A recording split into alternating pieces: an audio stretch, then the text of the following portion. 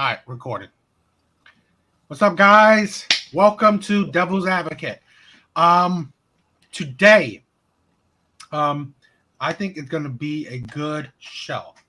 So, the main topic of the show today, and it's going to be a surprise.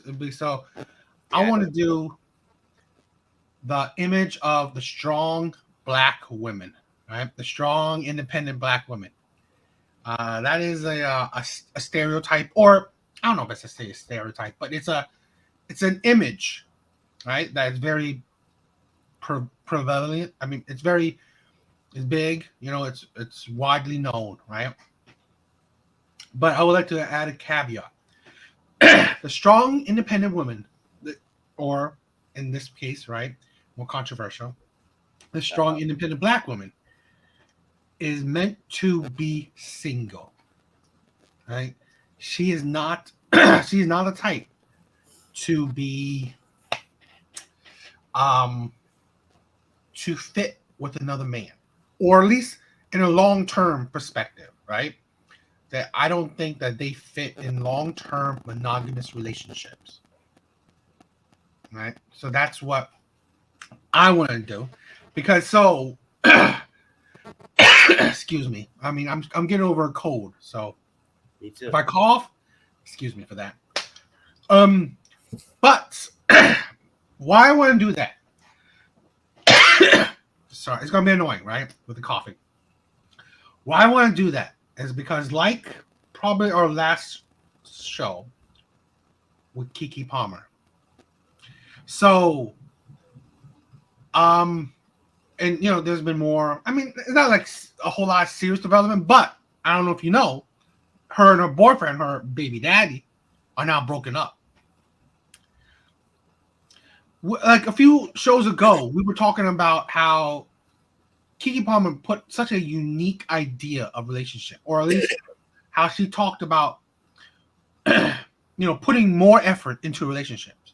Like she was saying, like if a man cheated, she would not just break up right away. She would, figure out the reasoning why, see what efforts can make to salvage the relationship, so on and so on, which is commendable and it's a different perspective, a different light, someone who actually put in the effort. And boy, has that changed, right? And this is where I wanted to bring up with you, where this is the thing, right? It's a facade, I believe. A lot of women, probably especially black women, put on a fake facade. I think because it's been generations after generations after generations of this whole strong, independent black woman. I don't need no man. And now it's showing its tail again in her. So made it seem like she was so, relationship, monogamous, such a relationship-minded person. But now that seems not even true. And I'm going to show you a clip soon, right? It's just like she's just like celebrating it, right? She didn't care about, her and her boyfriend, her baby father, baby daddy, breaking up. And I think that's indicative of, just like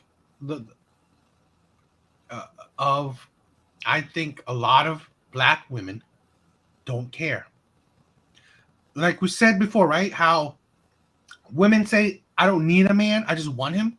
I think that's the problem right there.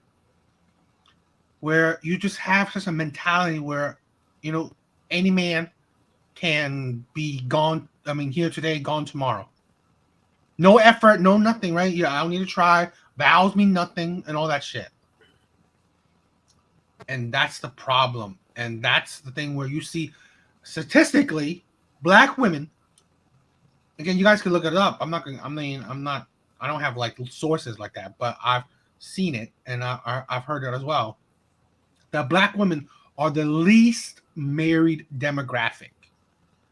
and one of the highest divorced demographics. So, you know, but any thoughts so far before I get into the clip? You said so much. That's why. Go for it. And I'm going to formulate some thoughts in my head, and I have them ready for you. But I think we should dive into this clip. Okay. Now,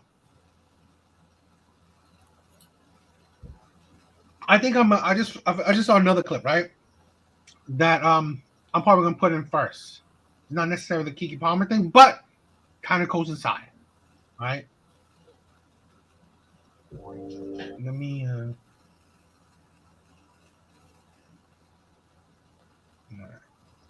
Okay. Let's start. Tried it again, except this time it went a little bit differently. So the caption of this post reads, Weenie Harlow figured out the secret to Usher's concert. Sit on your man's lap, mama. The laugh emojis. He said she chose. Okay. And he moved on. So guys, we're talking about Weenie Harlow, the Canadian fashion model. If you guys are unfamiliar with who that is, as you guys already know from the previous story with Usher, he just ruined the relationship with another couple. Keke Palmer already did a video on that. And now here we are for part two. No more wasting time. Let's get it.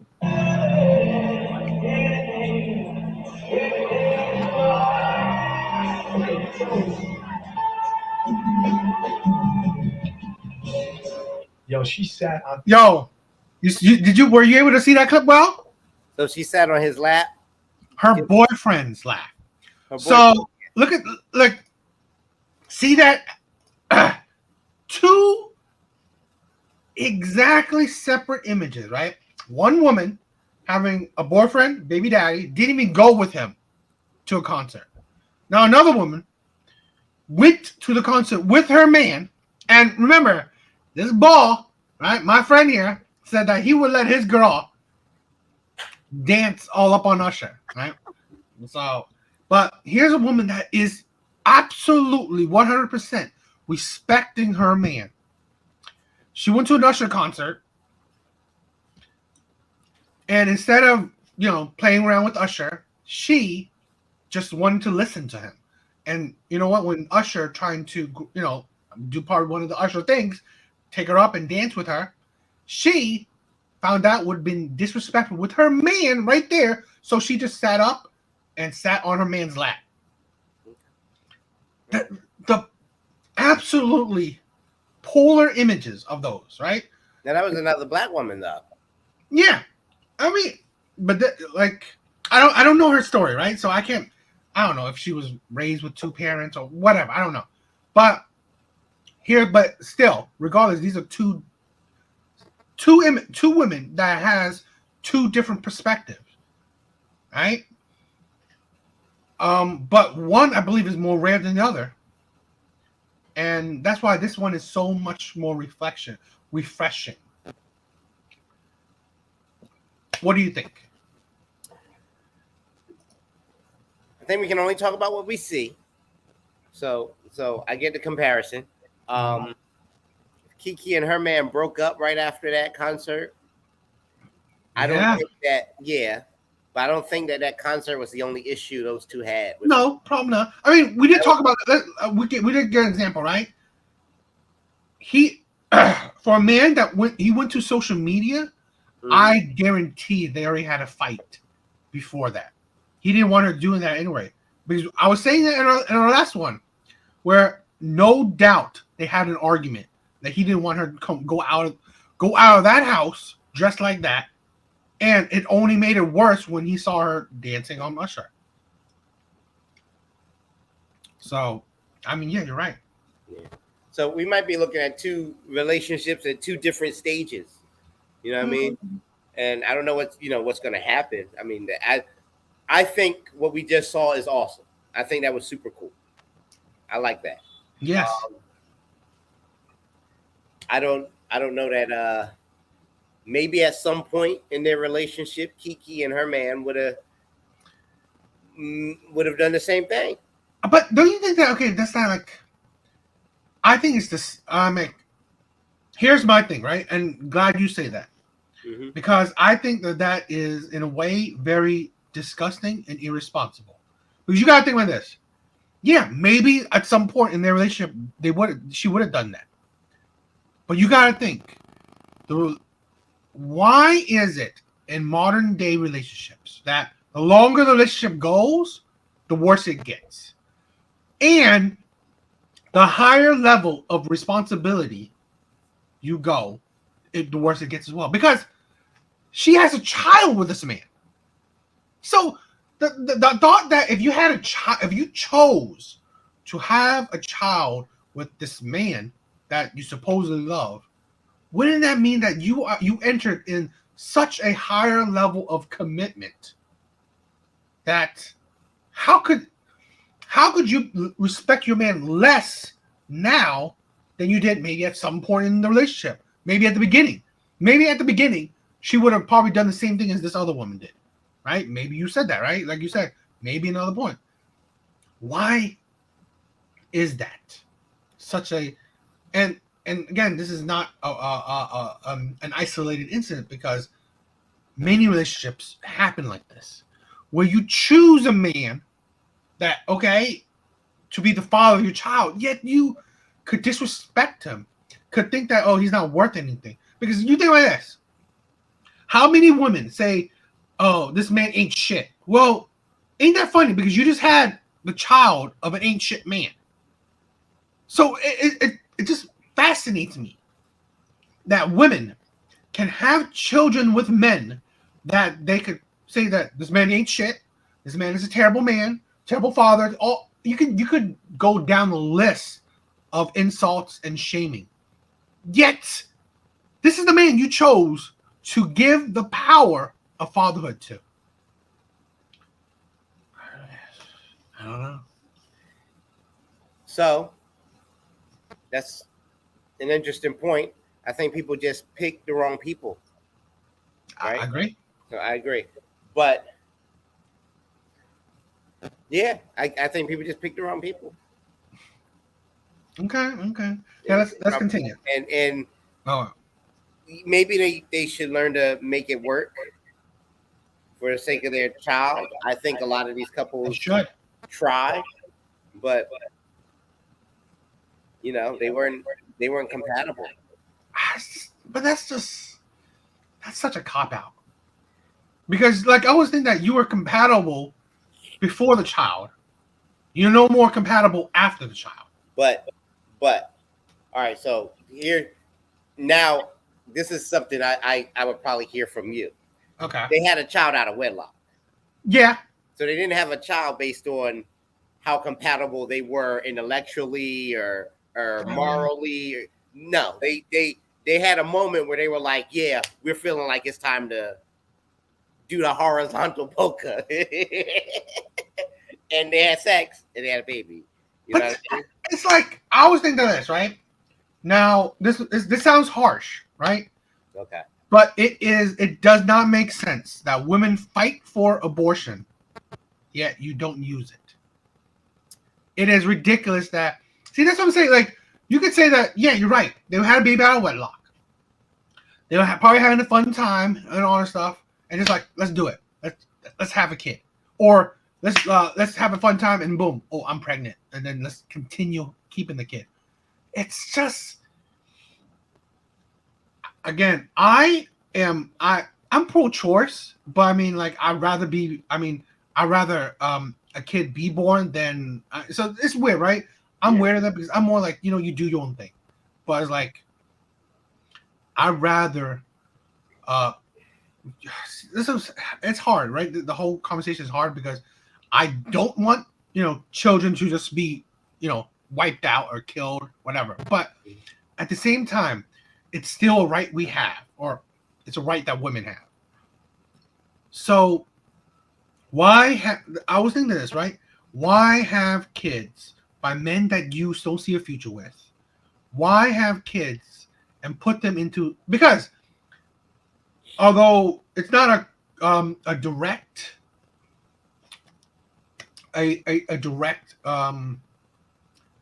I don't know how would I say it, but okay. Most kids, most adults that are in prison, that has committed a crime, that are just at a disadvantage, most of them come from single parent homes. So what I will always say is that why put your child at a statistical disadvantage? Because there's a higher chance that your kid will be at, a social, disadvantage, like maybe criminal, maybe whatever, coming from a single parent home. Why put your children at that disadvantage? It's just like to be honest, I rather people just not have kids, and then find the right person to have kids with, right?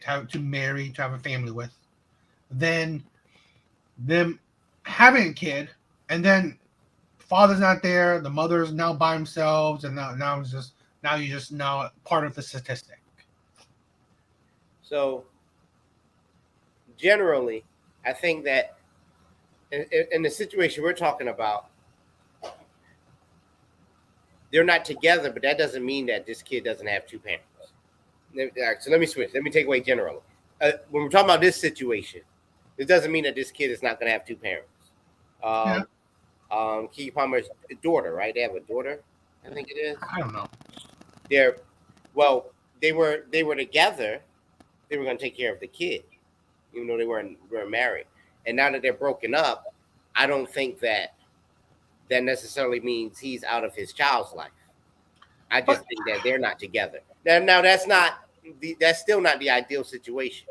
But put on top of that the fact that she is rich, her child is not going to have a bad life.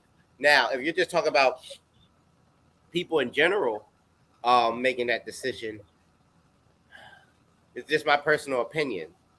I agree with you. I'd rather a child be born than not. Yeah. And I do think, like, if you're saying, well, why have a child if you're not going to if you're going to put that child at a disadvantage by not having two parents, a more stable home. If the alternative is abortion, I'd rather they have the child. Look, here's my nihilist thing. I'd rather they don't. Okay. I mean, like, you gotta think, right? I gotta think about the whole bigger picture. I get it. You probably come out maybe a little bit more the religious side. I'm more coming at this at the world side, where we're overpopulated anyway, right? The human population is overpopulated. I have thoughts about that too, but okay. That's my own opinion. We're overpopulated. We're not helping society anyway, right? Where it is true, we are putting when you do that, you're putting your child at a statistical disadvantage, right? There's trauma. There's trauma already. There's drama. Now it's just so much things where I don't think, like, why even bother?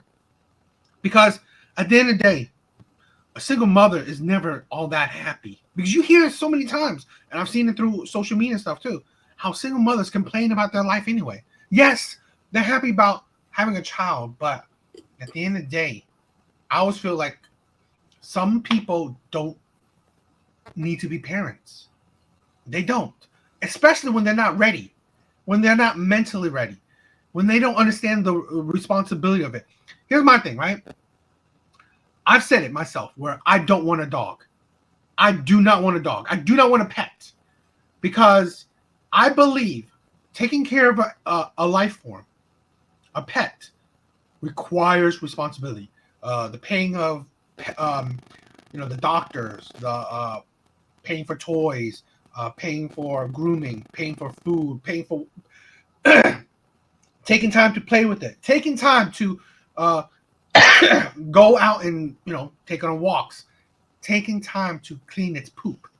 I was like, no, I don't want to do that shit. I don't want to take, and I'm a responsible person, right? I would do it, but I don't want to do it.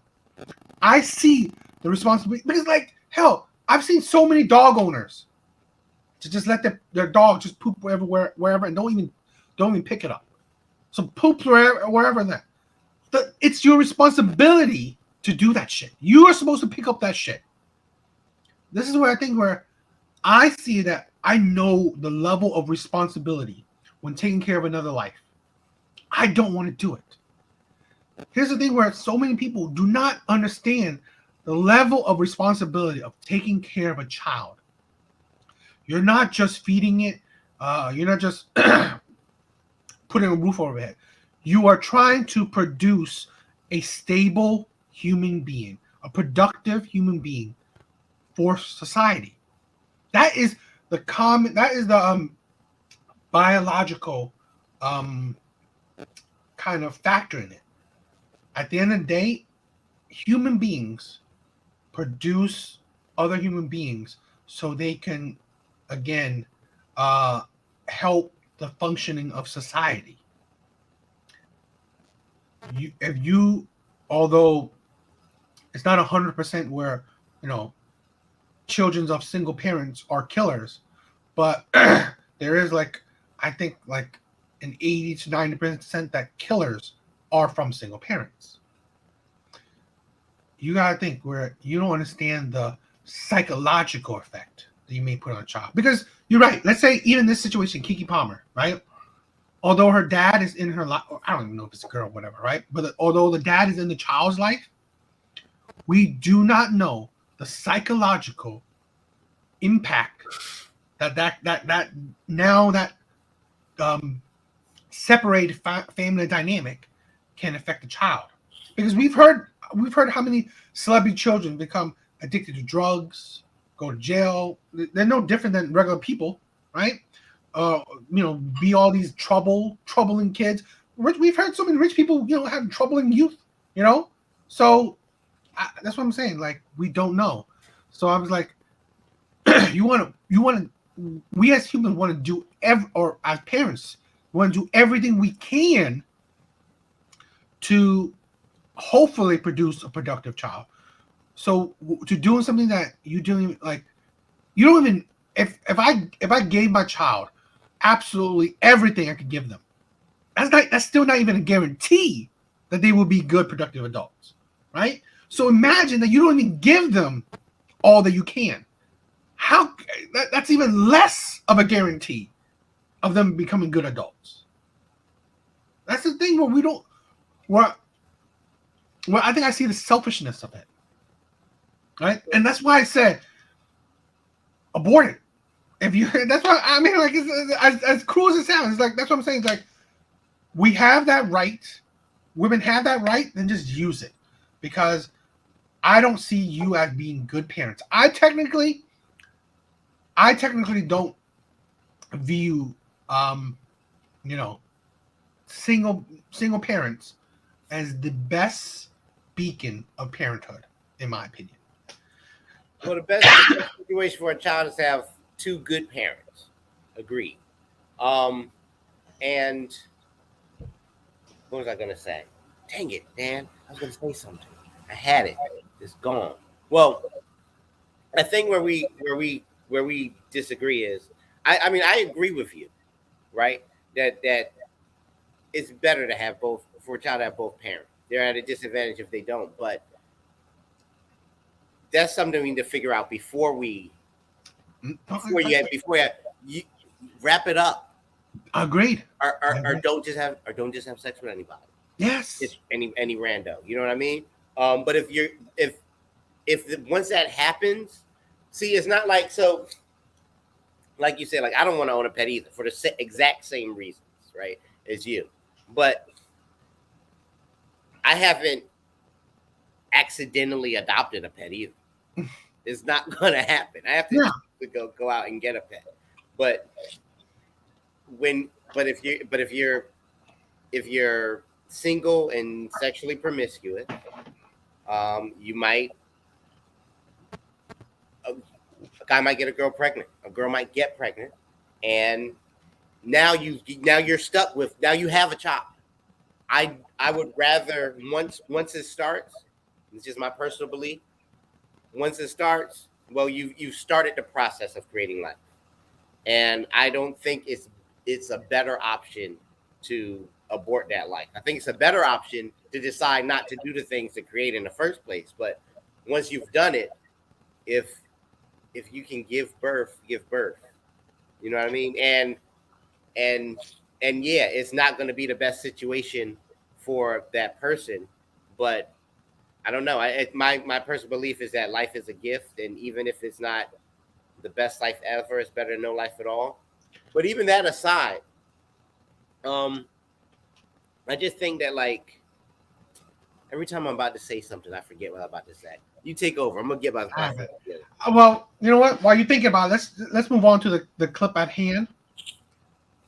So let's talk about it. A lot of attention. I got a lot of ire from both my community and those outside of my community, responding to a recent viral post from Keke Palmer. Let's watch it real quick, and I'll come back with some comments. Weird.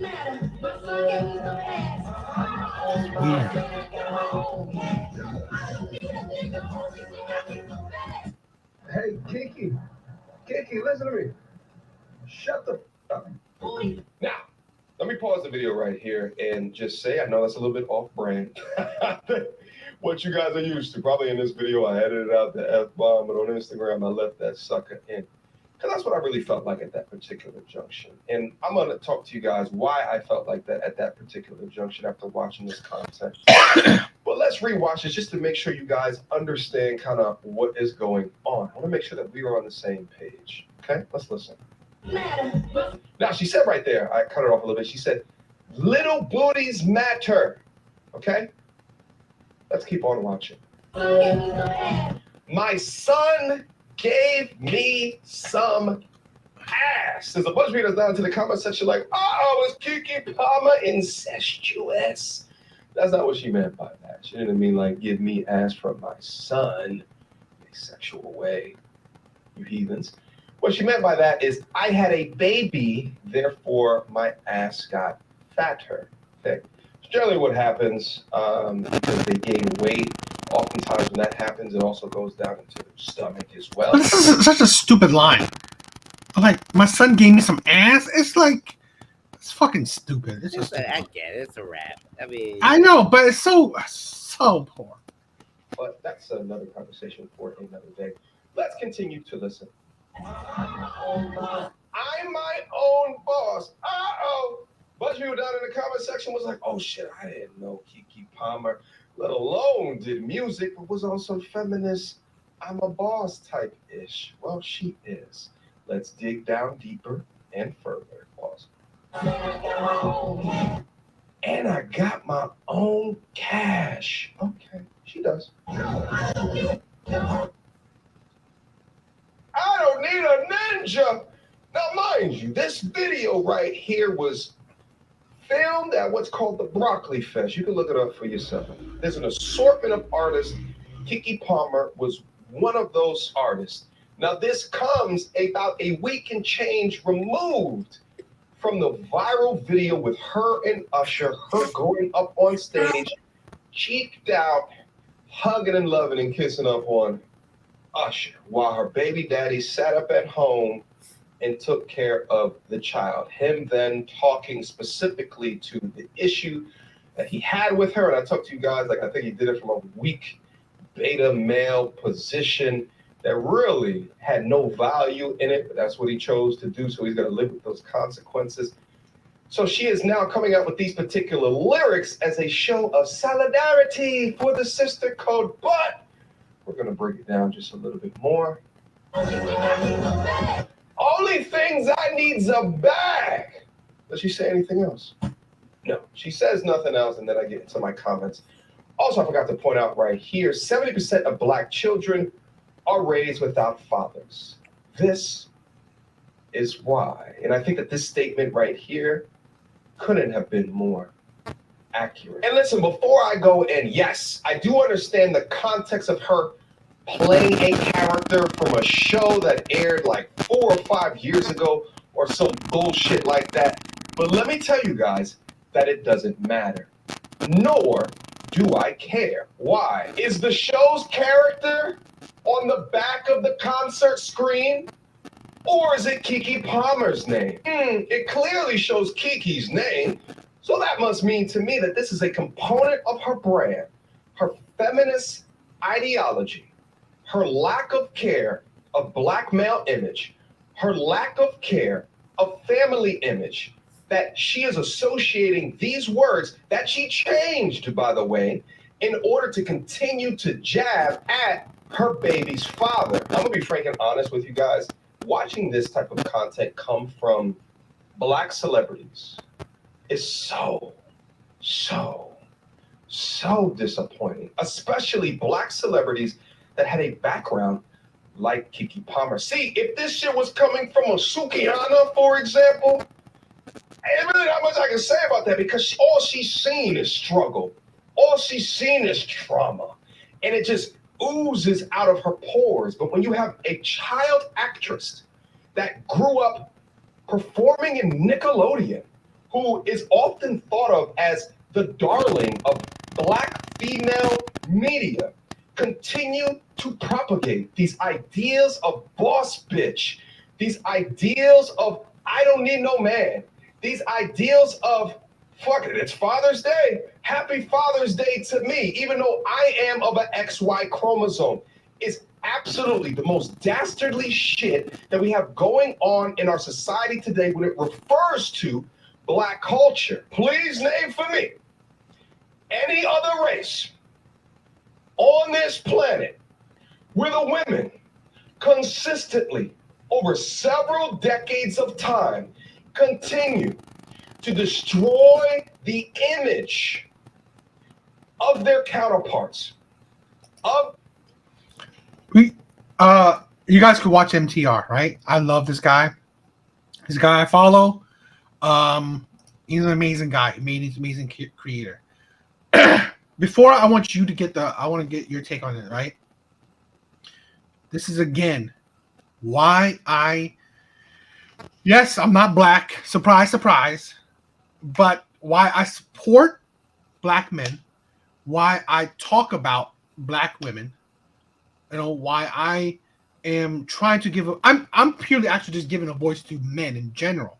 I've said it before, but I work around, I have friends, I have a baby mom, I've dated, black women, black community. Although a lot of people in my comment section, say I should mind my own business. I ain't, because in my heart, I'm part of the human community, right? Man, so I support men. And I've always felt, and I've always agreed with what he's been saying just right now, right? How black women view their own men and how they treat their own men. And I think they treat men like that in general. I think, so because again, I've dated black women, so I know that feeling.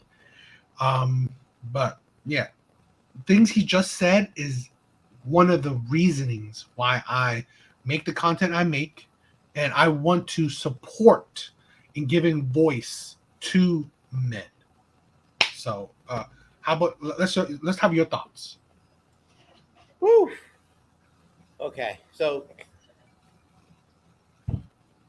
men out here, we fight for our lives, right? That's what it is. So I completely, I get where that comes from. We want to be respected. We want to be treated fairly. We want to be in the lives of our children. We don't want to feel robbed of our power, our ability to take care of our families.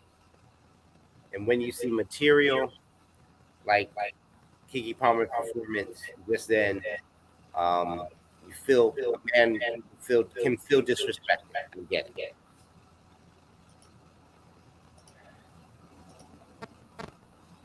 I'm not a fan of what she was promoting in her performance either. I just feel like there's got to be a way to encourage a unity or a unified front for Black people and for families everywhere, whatever your color is, without making one race or group or gender a villain. It sucks to see what he was talking about, but do we know where that came from? Decades of it being the other way around. It still happens. I mean, it sucks to be talked about like I'm not an important part of, like, a Black man is an important part of the family, right? Like a woman and child doesn't need the man in their life. But for how many years were women disregarded too? No, let's not do that. Why not? Why not? We're doing this. No, okay, why not? Let's go. Why not? My opinion, right? Black men and Black women, or in all honesty, minority men and minority women were of equal standing, always. Right? They were of equal standings back in the day. Are you sure? Yes, because you got to think. Because for I mean, Black men didn't have a whole lot more rights than Black women back in the day. Now we're not talking about like if we want to go. You've talked a lot about racism. You're talking about minority wise. Yeah, minority wise, right? That's why I'm not saying that. If we're gonna say men and women, okay, that's different. But if we're gonna say minority wise, right? That's why I'm saying the key is that. I've always said, even the Black women had more rights, or they had rights before Black men had rights, in my opinion, because they had their voice heard before Black men, right? They were pushed up the image. They were catered to before Black men, right? You can name it. Oprah is one of the biggest things. Before name a Black a powerful voice of the Black community. You know, hold on. Martin Luther King, Malcolm X, Louis Farrakhan. Then if you talk about hip hop, right? But because hip hop is a terrible representation. But it happened. This is all I'm saying is when you talk about powerful voices in minority communities and in Black communities being heard, they have primarily been men for a very long time. But the only way for men is through hip hop, and I'm sorry, but that's been the terrible representation. Because you got to think about this: the flip side, the most other powerful representation of Black voice, let's say Oprah, right, or let's say Ebony Magazine. It's the thing that Black culture, right, is either you listen to Black women in power or you listen to rap, which is just like, and that's such a great thought too, because you think of this: what has shaped the Black community? Well, rap, the violence, the thugs, the mistreatment of women, the degrading of women. While let's say Ebony Magazine, all these Essence, Oprah, while promote the strong, independent Black women. So like, look at that.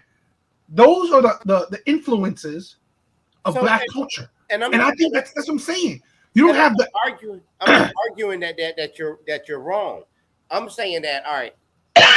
Let's take your point about rap, and I think hip hop has done some amazing positive things for Black culture and culture everywhere. But what we're talking about right now is perhaps the way they've treated and depicted women in hip hop. It's terrible, right? Women are disrespected and called names they shouldn't have been. If you're a woman receiving all of that, why would you be surprised that they would react as strong on the opposite way? Well, if this is what you think of me, I don't need no nigga in my life, right? Yeah. So what I'm saying is, it sucks the way it is, and it sucks the way it was. But there's got to be some way where we can bring this together without saying, well, you're the problem or I'm the problem, because there's problems on both sides. No, see this. Let me say this, right? Where my view is different. Where I believe what has changed is starting now. Where we had the view of women in general, and we had the view of rappers, entertainers. Why? I think if you guys, hopefully you guys have a few episodes ago, why I said the difference now, right? Especially in the minority community, is that we have the power. Where right now, is you hearing the voice of average men. More and more, TikTok, YouTube, Instagram, all these stuff, right? You're hearing the voice of average men. This is why I love this channel and why I brought you on this channel. Because you are one of the persons that I believe is a great moral beacon. Thank you. I do, right?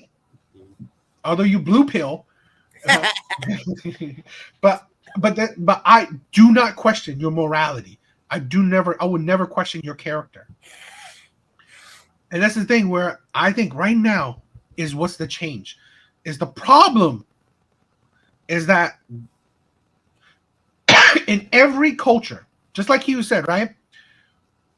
You don't have the women, taking over the spot of the men, right? Asian culture, white people, European culture, whatever. You have the men as the head, while the women is the shoulder, right? The neck, just supporting it. That's the difference where I believe right now is where black men, minority men, average men take back their power, give their voice, their feelings. This is an important part too, where here's the thing, we are men and I support it. Express your feelings, men, right? Express your thoughts. Don't be emotional, but express your feelings, express your thoughts, express your opinions. No one should put you down on your feelings, your thoughts, and your opinions. This is the importance of right now. I'm saying 2023, where average men like us, nobodies, but nobodies that have your own point of views, your own feelings, is now stepping up and voicing your own opinions, voicing your thoughts, trying to take back the power, take back the image that, that you want to represent. That's why I go back to like a man like Kevin Samuels. Here's a man that was a nobody as well. He worked hard to grow his platform to what it was, a few years ago, to become, I believe, in my honest opinion, a great representation for black men. A man that holds both women and men accountable. A man that wants to show a representation of black men that is, I believe, different than the norm. Where he believed men to push themselves to be greater, financially, physically. He believed men to dress better, suits, to not be stereotypical. He cared about scented candles. He cared about cologne, shit like that. That you don't, it's not synonymous with minorities, especially not with black men. But he wanted to change that, and that he was an average man. No one knew him. I'm not saying he's necessarily an average man, right? Because he was a 6-figure man, but he was a nobody that no one knew, and he grew his voice, and that's the power right there. That's the power where, bro, we as of today are up to over 300 subscribers. Thank you, and I love that. But I'm a nobody. We're both nobodies. But we have people that are supporting me, supporting us, that's even listening to us. Is amazing. It's amazing that I could ever think that anyone will listen to me, that will listen to us. Strangers, let alone, right? This is not talking about friends or stuff like that. These are strangers listening to our opinions, our thoughts, and our views. That's amazing to me.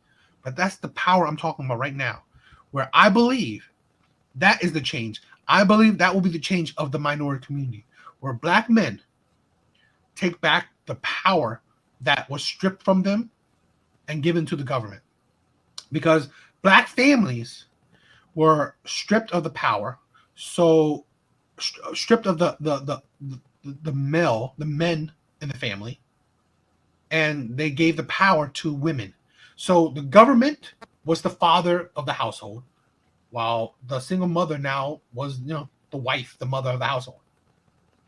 This is now the change I see, where black men are standing up, where they're giving their opinions, their voices heard, right, and saying that I ain't gonna, you know what, if I'm gonna be, if I want to be someone, I'm the head of the household, right?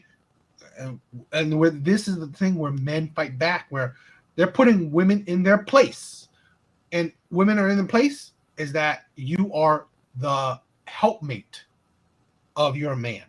You are not the head of your household. No, the man is. I believe that is how you build productive communities. I don't know if you heard, right? There was a statistic, right? I think in the 1940s or whatever, right?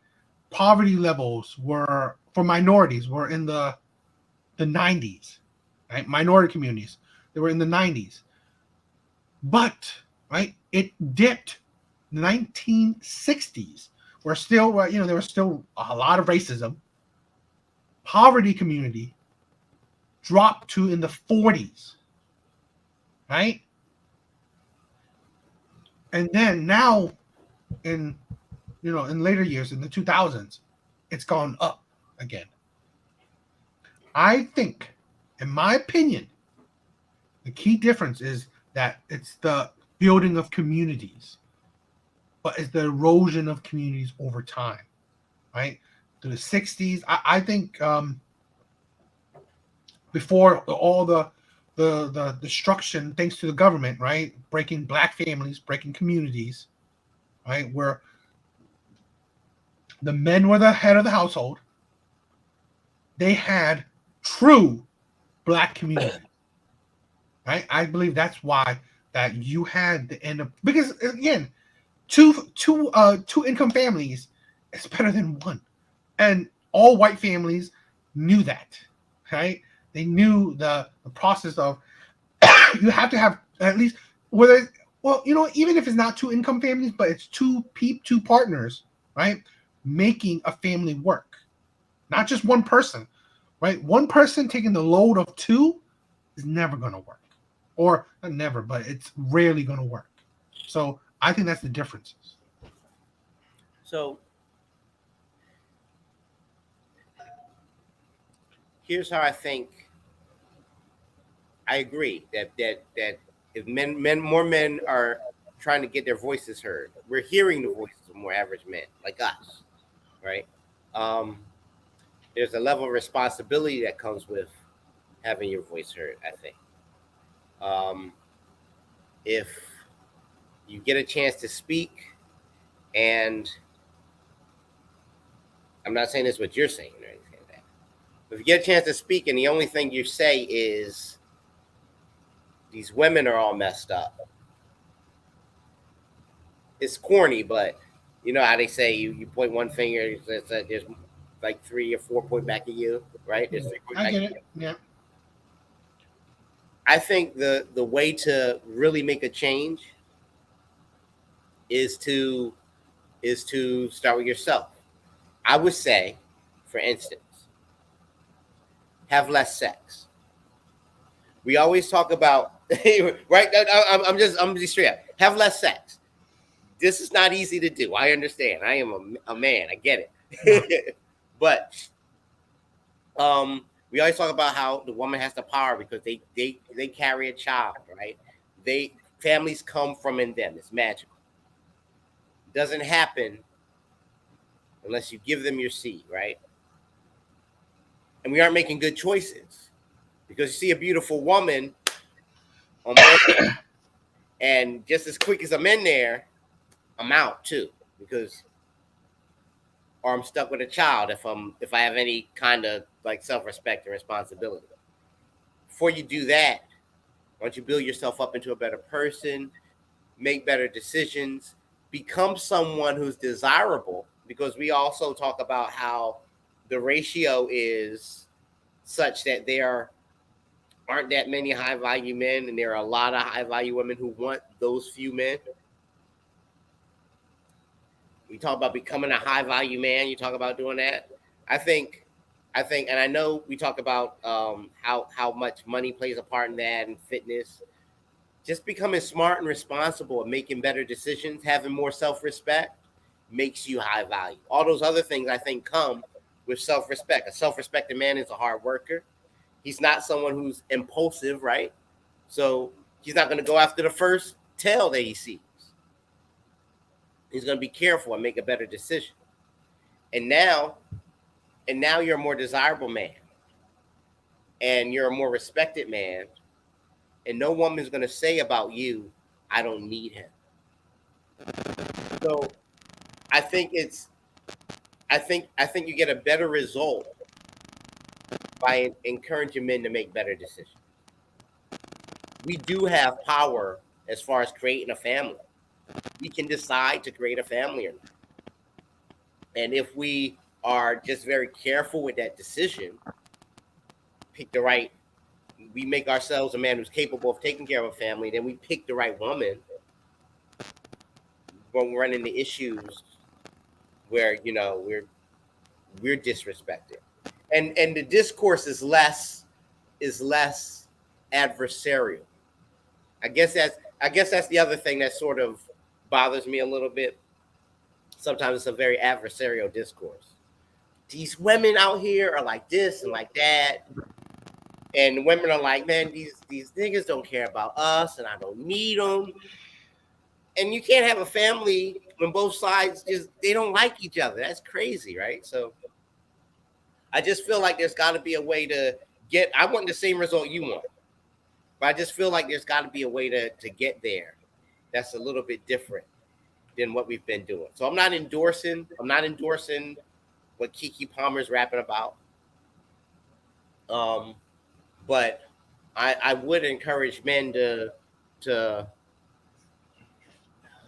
not put yourself in a position where you're stuck with someone who thinks that about. I agree. I agree with a lot of things you said.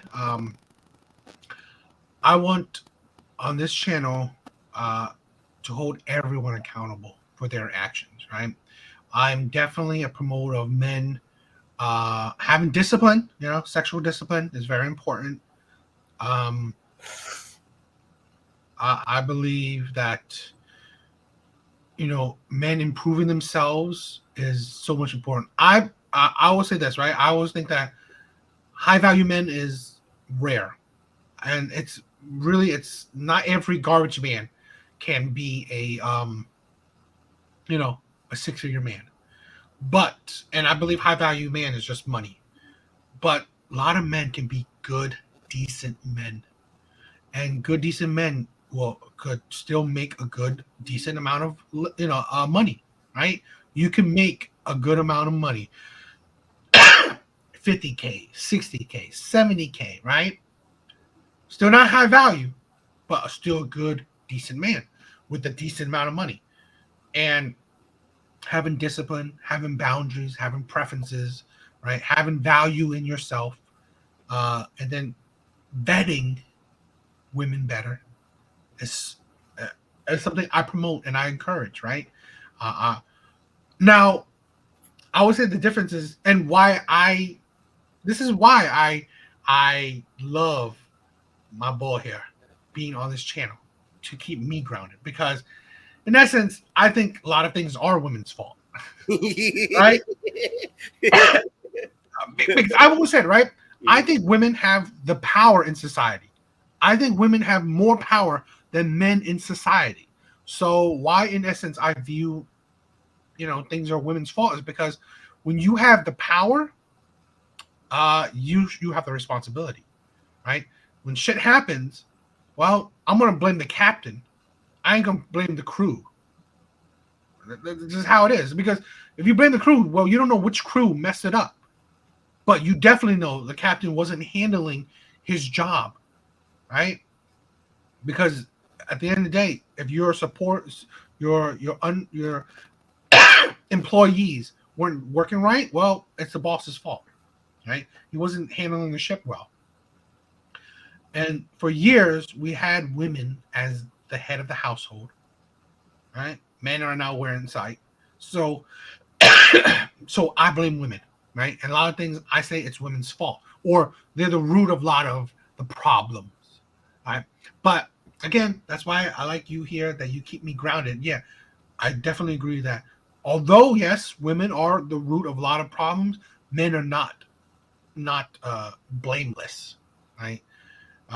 There are men that is just when you just pick a terrible woman as well, or when you're not thinking about improving yourself, you're not thinking about your own sexual discipline, you know, those are always important things too. So I do agree with that.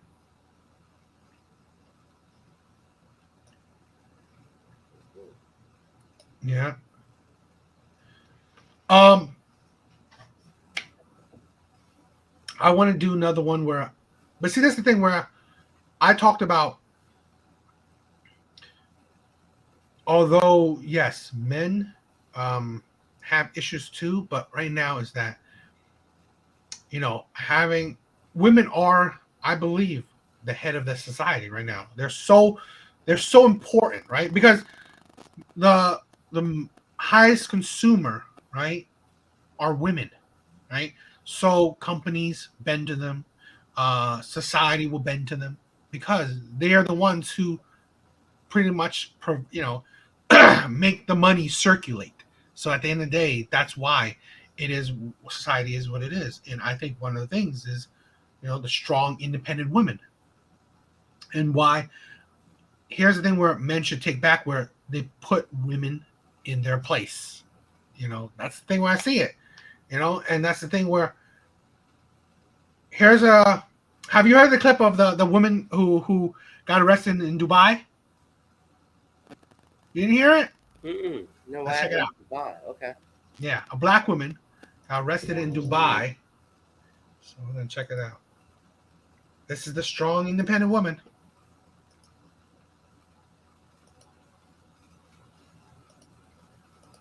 Show you the video that they don't want you to see. So guys, I'm not going to bore you with the same old clips you've been watching of this specific topic. We're just going to do a quick, like 30-second clip to catch up here. But I want you guys to see what exactly the second video I'm going to play with. First, let's see what's going on here. Let's check it out. She dealt with a very aggressive individual, a young man there who was screaming at her. Baxter says her 29-year-old daughter ultimately yelled back at the rental car agent. Okay, look at that photo right there. We've got the green hair. Look at her hand, the placement. We right here are dealing with a city girl. She says, resulting in her being charged for screaming there in Dubai. And so she is in jail for one reason alone. She raised her voice. In that country, a female is not even allowed to raise her voice. If she raises her voice, it's punishable by jail time. Man, America's a beautiful country. Listen, when it comes to women and rights, America is the country you want to be. And yet we have the most victim-minded women, and Dubai's like, I'll show you what inequality looks like. Let's keep watching. Been very emotional. There are some days I stay up all night crying. They have a strict law system that is really based on theocracy. All right, so there we go. Parents, they're devastated about this news. And if you're wondering what exactly happened or the story that's being reported, I'm just going to quickly skim this caption that was underneath this video. It says, a fun trip to Dubai, girls trip, has turned into a nightmare for a 29-year-old Houston woman. Taria Young Allen has been detained in the luxurious city of Dubai for over 2 months after being charged with the crime of screaming in public. Oh man, they don't like that coffee over there. They like their peace and quiet. They don't want loud mouth modern women. The caption goes on to read, according to Tiara's mother, Tina Baxter, things went left for her daughter after she was a passenger in a friend's rental car and they got into an accident. Oh, wow. See, I didn't know there was an accident. Tina says that when her daughter went to the rental car company to retrieve her ID, credit card, and other items left in the car, she was told that she could only receive her belongings if she paid an undisclosed amount of money. That's apparently when things began to escalate. Okay, so she got into a car accident, and sounds like she got belligerent after the car accident. She dealt with a very aggressive individual, young man there who was screaming at her, Tina explained. Tiara ultimately screamed back. That's where she had him effed up. You can't make this shit up. Resulting in her being charged. In our opinion, she did not commit a crime, says community activist, whatever name that is. Don't punish women for doing the same thing a man can do in Dubai. It's not fair and it's not right. Guys, you got to think of how Americans move out here, man. Is they go to other countries where people said, this is my country, right? This is my household, and this is how I'm going to run this place. And then Americans think, oh yeah, we can go there and do whatever we want. Think of what's happened recently. Look at the Brittany Griner situation and now this. I'm just saying, man, there's some similarities here in this situation where women are going to other countries thinking, oh, I can do whatever I want, right? Whether it's like with the weed situation and now this, and now this. Now, listen, I know what some of you guys may be thinking. You may be thinking, well, punishment is too harsh, and I can say nothing about punishment because that's their country, right? They set the laws and regulations. I can give my opinion. This is another reason to be very careful about the country you're traveling to and to check yourself. And if you're incapable of checking yourself, you will be checked. You will be checked in these other countries. That's not just for that woman. That's for everybody. That's for me. That's for you. You have to make sure you're doing it. I just got back from Qatar.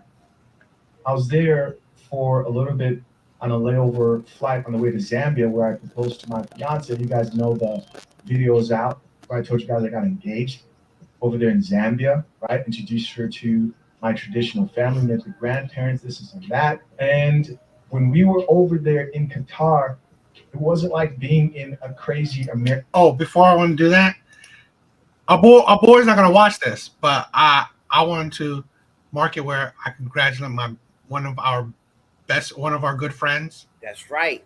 Yeah, I wish I could have been over there, man. I couldn't. I did too. He just got married, right? And like it is, although marriage is crazy, but I mean he seems very happy, and I can't be more happy for him. You know, so I'm definitely. I wish I was there. I wish I could have gone. American airport where you hear people screaming, people dressed however. There was a lot more order over there in Qatar than I saw at the Los Angeles airport. But listen, you still may be looking at this and saying, nah, this is wrong, this is too much, man. They were targeting her because she was black, blah, blah, blah. Keep watching. All right, I've got some stuff here for you. I don't have tea, but I have coffee. I don't have tea, but I have coffee, and that's why you watch the coffee pot. Let's check out these comments. That's where the details are, right? First comment here says, you can't flex your American privilege in other countries. Drink the coffee, it'll make you feel better. Drink the coffee will definitely make you feel better if you accept this, and you'll be much more safe in other countries. Here's another woman that says, please stop traveling and not looking up the laws. America isn't above others. There we go. Here's another comment. This is from another woman that says, Miami and Dubai are two different places, honey. So we have another person here who says she has taken her ratchet behavior out to Dubai. Dubai will humble you. A man responded with laughing emojis. Another man here says, yes, I hope they set an example. Somebody else here added, she going to learn today. Now, here's where things start to get interesting, guys. All right, things are starting to get interesting. One of the biggest lessons Americans should have learned through the unfortunate Brittany Griner situation is that you can't just go to another country and do what you want to do. It's just a little hash oil. It's just yelling. It's just their laws. We either learn them and respect them, or we don't go, or we end up posted on TSR for ignoring them. Yep. Here's where it gets interesting, guys. We have a woman here who commented something I thought was interesting because it sounded like she actually knew the chick who's locked up over there in Dubai. She commented and said, she's a drunk.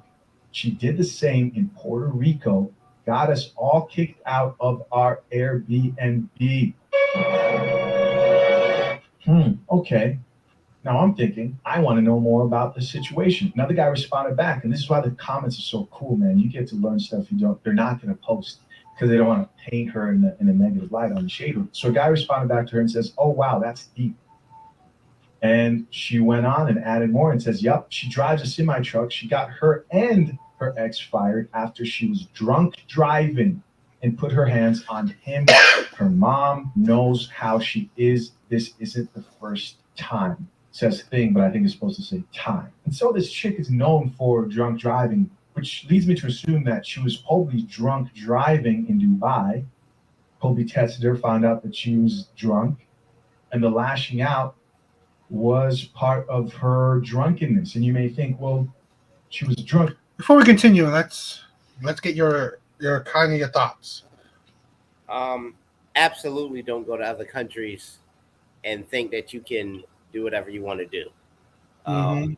It's wild out there. Like there are some places where for littering, you get beat with bamboo sticks, bro. Like, yeah. Lashes. Like we throw Capri Suns out the window. Cigarettes on the highway. We can say whatever we want to each other. That's a hard lesson to learn, but oof. This is some things where this is the thing where I always said, right? How I said a lot of people think that men are controlling, insecure, right? And I always said a little while back we talked about girls trip. This is another thing where I'm talking about, right? Where men understand men are not deluded by what the world is like. I know if I'm going to another place, I'm not bringing American laws wherever I'm going. Men know that shit, and men know that the world is not your oyster. The world is not. You're not the center of the world. Men know that shit. Men know that the world will f you up, right? The world will treat you terrible if you think you're better than it. So that's why a lot of times men, I believe one of the things why men don't like women going on girls trip is because men know shit happens. So that's the thing where personally, right? I will always say, what kind of girl is so stupid to go to Dubai? Why would you go to the Middle East? I mean, literally one of the countries that would do not see women as equal, and you would want to go. It is absolutely, utterly ridiculous. The only reason you should go to Dubai if you have a man with you. A lot of times I hear that walking around certain parts of Dubai or anywhere in the Middle East without a man will get you straight up kidnapped, right? Straight up put in prison, straight up whatever, because they see you as, I don't know, it's a disrespect that you're not following a man. Shit like that. So, I mean, and you gotta be dressed up too. I think it's just like I've heard so many people oh, I want to go to the Middle East, I want to go to Dubai. You are crazy. I mean, women, and that's fine. I mean, I think it's this: men are not avid travelers because they're not stupid, in my sense, right? You go to another country, shit will happen, right? Yeah. I mean, it's ridiculous that women think, oh, I'm gonna travel the world. Great, do it. If you get kidnapped, you get something happened to you, whatever. Well, then that's your fault because that's idiotic. You think going out of your borders, you think the way you act and the laws that Americans barely know the laws of their own country, right? Going to another country and you think that you can do whatever you want, the same as you could do back in your country, is insane. And that's the thing where you can have an attitude to men here. You do not and cannot have an attitude towards men in other countries.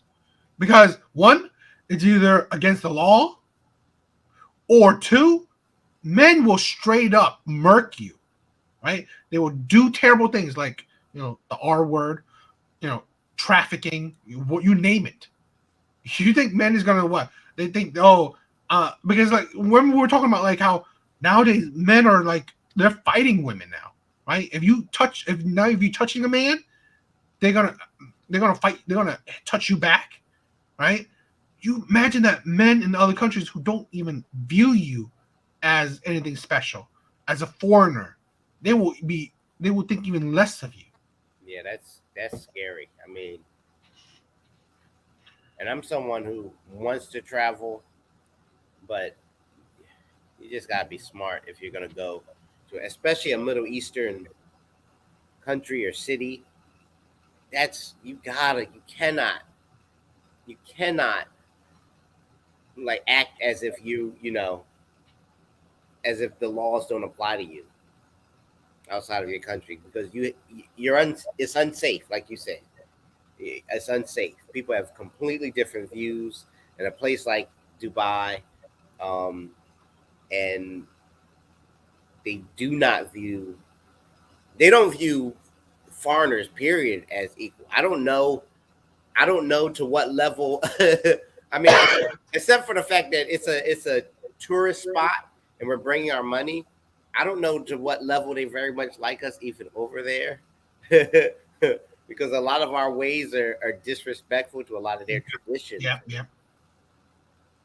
That's extremely unfortunate. Mm-hmm. Yeah, let's continue. She couldn't help herself. You don't get that excuse. And every person out here who's drunk driving would have been given the excuse, right? Eventually, drunk driving catches up with you. Eventually, not checking yourself catches up with you. And it caught up with her. Now you may be thinking, well, how do we know the chick's telling the truth? Let's keep reading. The guy responded back to her and says, that makes sense. See, they left out all that. You can't go to other countries expecting to get away with not following their rules/laws, right? And a bunch of people saw this comment from this chick who knows that chick personally, and they were surprised. This next person said, what? Another woman here says, word? She responded and says, yep, let me see if I have the videos. You know what I need, guys? I'm going to update the sounds pretty soon, man. I need that oh shit sound effect right here. Oh shit! Oh shit! Over time. Oh shit! Oh shit! Yo, I'm telling you, right? In the future, if you jump on board, like really full time, and we go really hard on this, I want to do a soundboard. You want to do a soundboard? Had the drops. Yeah, we could both have one, right? And we're talking about shit. Yo, hopefully like pressing a soundboard. Boom, boom. Yeah, people love it. So. Oh shit. She's got the proof. She's got the receipts. So another person responded back to her comment, says, how is this not the top comment? Because they don't want you to know the truth, man. They don't want you to know what's really going on. They don't want you to drink coffee. So another person says, damn, people ain't even peeping this yet. She was doing too much. And the actual chick who's giving the background on the story says, I put some of it on my story. Oh yeah, we're about to check that out. She got trashed, poured pop on my homegirl at Nelly Love Life. Husband, head, calling him all types of B's, throwing bottles, breaking stuff, embarrassing. We gotta see it. We've got to check out the video. All right, guys, so I found the video here. Check what's up, guys. Listen, real quick, let's talk about the sponsor of today's video. What? It's not my sponsor. Bonnets, scantily dressed. Let's keep watching. Let's get it. Over here to talk shit. Yeah, run out. Wait. So the lady said poured pop. She got trashed, poured pop on my homegirl. Oh, so she's pouring pop, soda on other people's husbands, right? Disrespecting other people's husbands and getting away with it here in America. We're going to start this all over again. That's what's going on. So it starts off with her pouring soda on another person's husband. Let's keep watching. Don't think you're gonna talk shit and run off. You're No. For YouTube.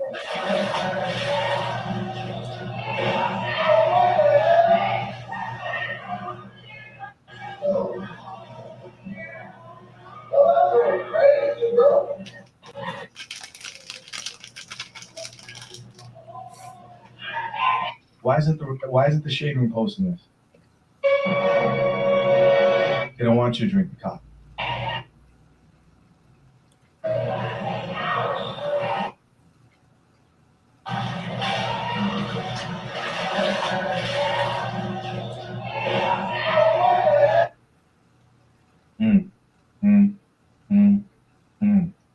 Wow. Keep in mind, this chick said she's a drunk. She did the same in Puerto Rico, got them all kicked out of the Airbnb. So they got kicked out of that Airbnb that you guys are watching right there. So now that we've seen the video proof on the story, let's keep reading these comments. Somebody else responded back to her and says, I just seen them. She's a habitual ratchet one.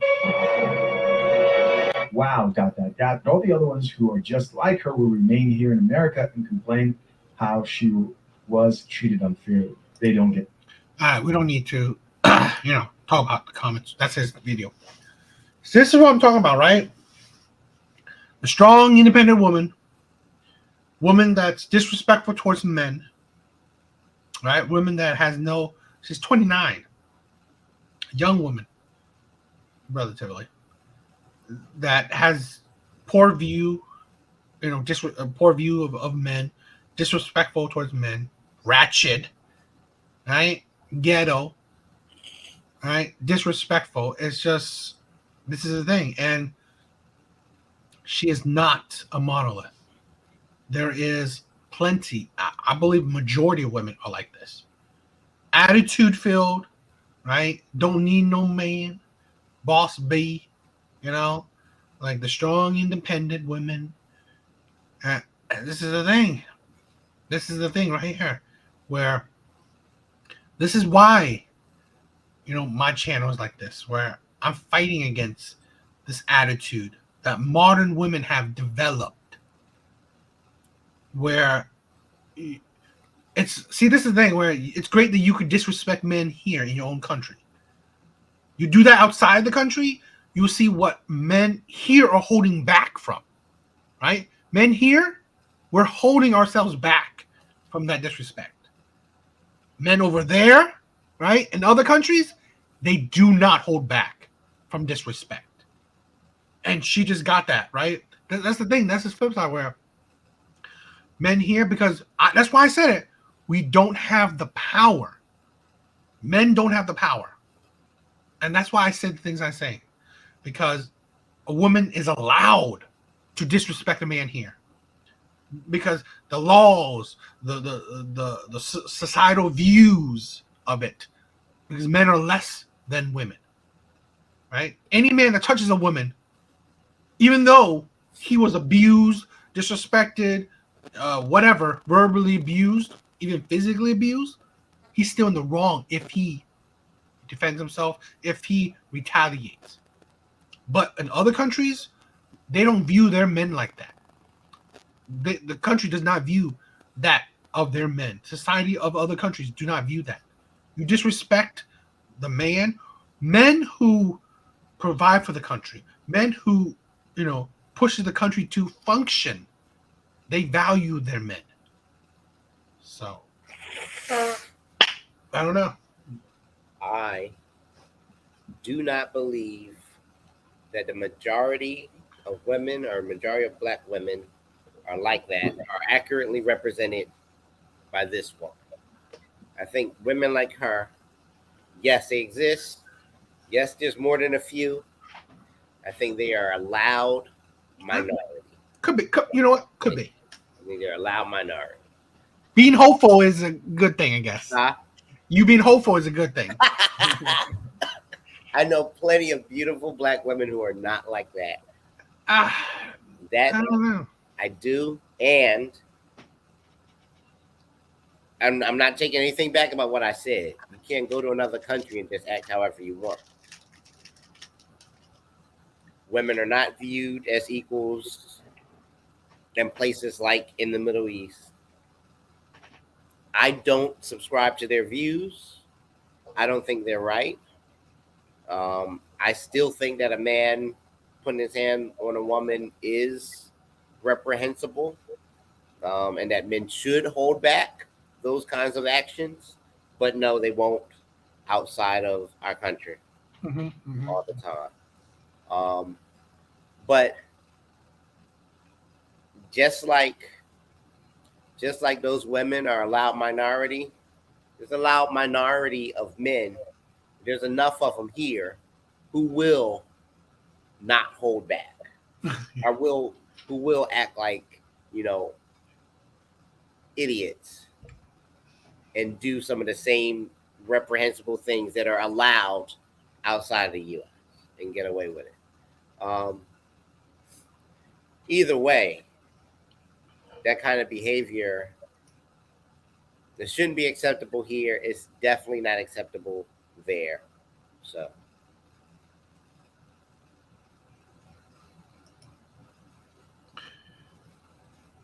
I would say, right? I think I'm not a person who, would be violent towards a woman anyway. But I think, in my personal opinion, it's like there's been a heavy power struggle in society, right? Between men and women, the men and women dynamic. I get it, right? The adversity, you talk about, the battle between the sexes and stuff like that. But I just think that it is like that. It's because men have been the underdog for so long. I personally, and there's nothing to back this up, right? I personally believe men are more domestic violence victims than we are led to believe. I personally believe that. Yeah. I personally believe that men are put down more often than you think, right, in society, by, like, let's say, women putting men down, men putting other men down. um, so it's like, at the end of the day, I believe that men are the underdogs of society. So it's a boiling point, right, where now men are just fed up, they're tired, so they're kind of, quote unquote, fighting back. So that's why I'm thinking that it's society is leading towards that, where more and more men are speaking out, they're fighting back. I mean, you shouldn't be violent towards women, but that's the point of the thing, where it's not that you shouldn't be violent towards women. We shouldn't be violent towards each other. That's the thing, right? But it's like, we've had society where we allow women to hit men. Because you know how many, I don't know if you've ever seen it, right? Like these social experiment, right? Where they have one thing where, and you can always find it online, where a man either, like, verbally abuses or maybe kind of physically abuses a woman in public. And we have both men and women coming to that woman's aid. Now, to do the flip side, where a woman is yelling or verbally or physically abusing a man, no one comes to his aid. No one even speaks out. We even have women saying he deserves it, or you go girl, yelling, like, supporting the woman for doing that stuff. Right? That's the thing where we are. That's why I personally believe that. Again, I don't have no statistics on it, but I believe that violence towards men is just underreported. I'm not saying that women are like, yeah, probably women are more in the abuse category, but I think the disparity is not as big as many people believe, because one, men if there are women that don't report it, there are definitely more men that don't report it, right? And there are definitely even more people who don't believe men, nor do they even take it seriously with men.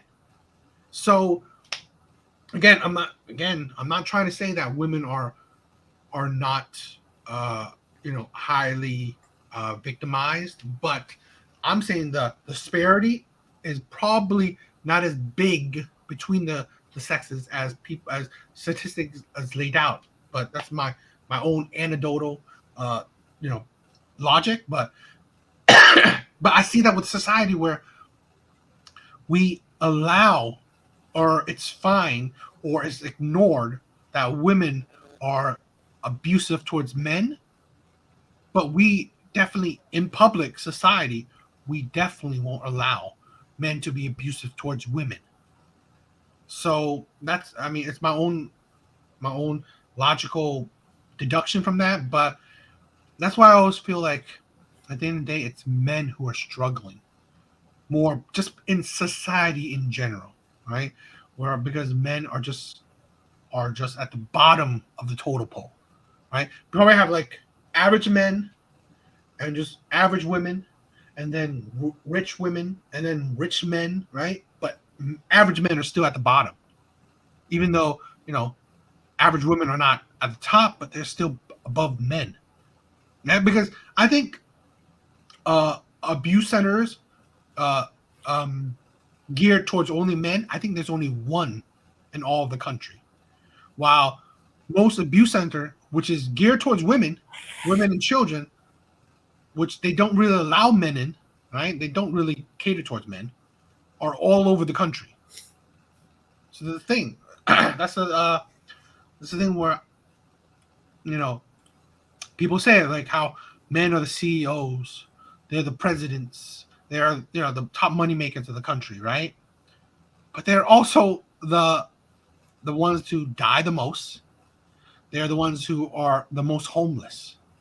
So men cover both bottom and the top. All right. So really, it's not a great thing to be a man. So really, it's like, especially if you're an average man, definitely not a great thing. And that's where our channel goes with, where I believe I focus on average man. I do not talk about high value. I mean, I talk about it, but that's not my focus on high value men, because high value men, most men will not attain that.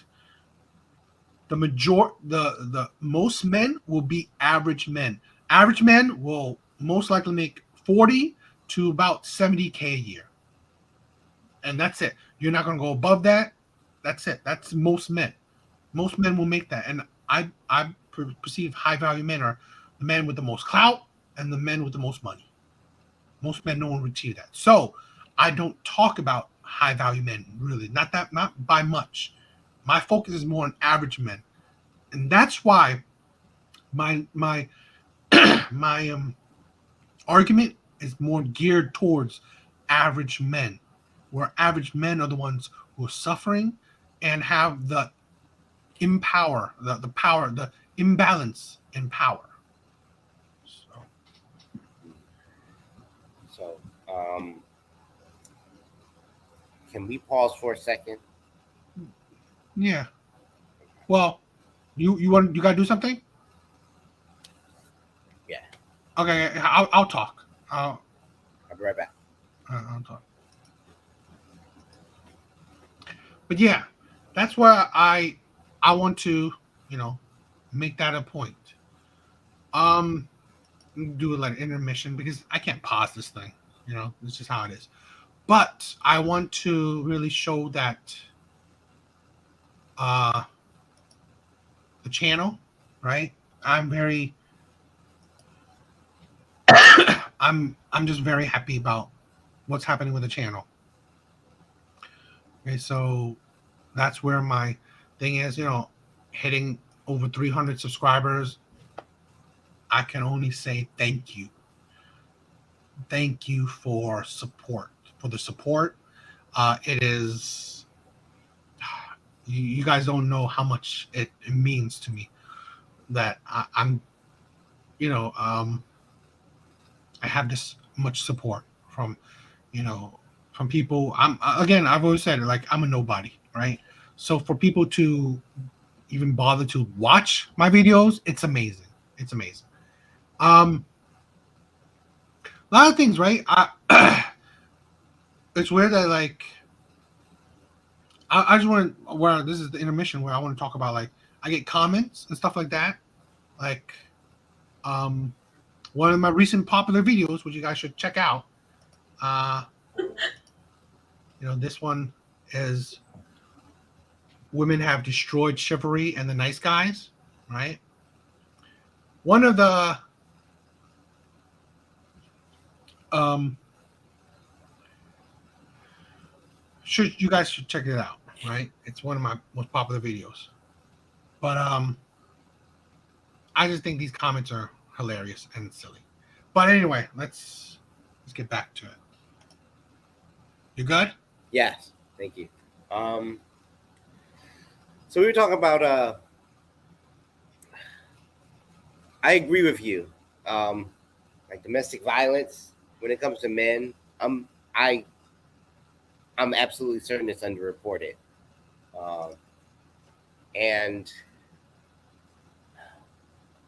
And yes, as a culture, we readily come to the defense of a woman before we come to the defense of a man.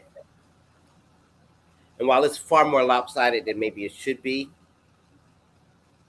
I don't think that's entirely wrong. Really? Yeah. So here, I'll express myself.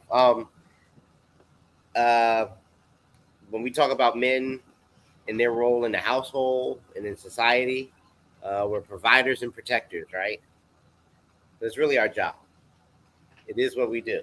I think, like we said, with power comes responsibility. Well, if we want the power, if you want that place in the household that you should have, it comes with that responsibility. And if you want that place in society, that respected place as a leader, it comes with that responsibility.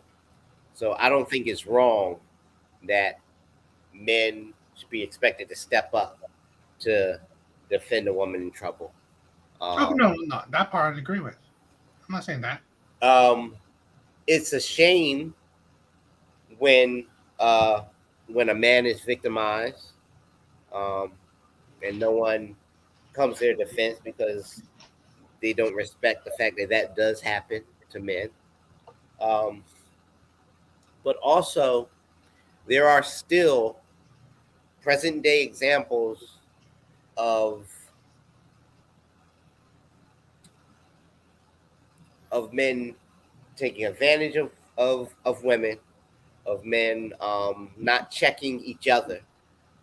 Part of our role and our responsibility is to shoulder a lot.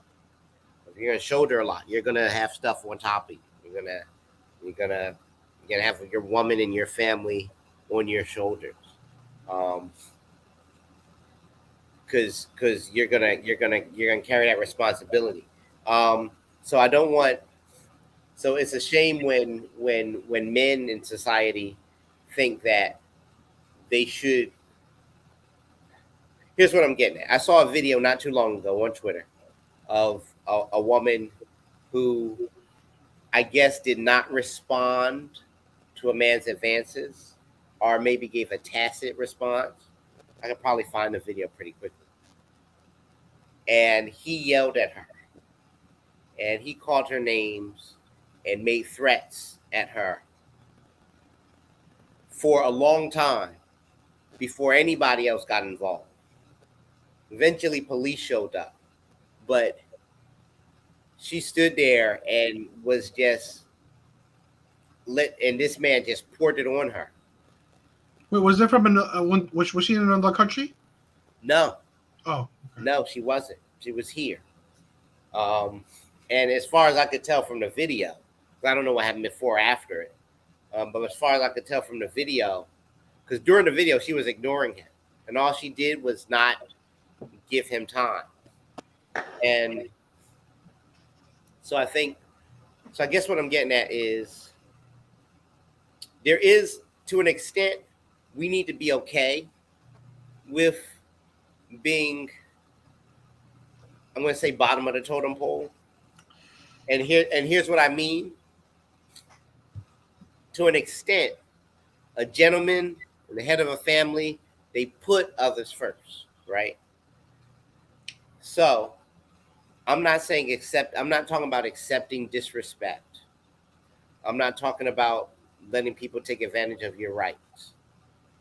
But what I am saying is, and I'm going to point out something we talked about in the earlier episode about men being stoic, about men being able to keep control of themselves.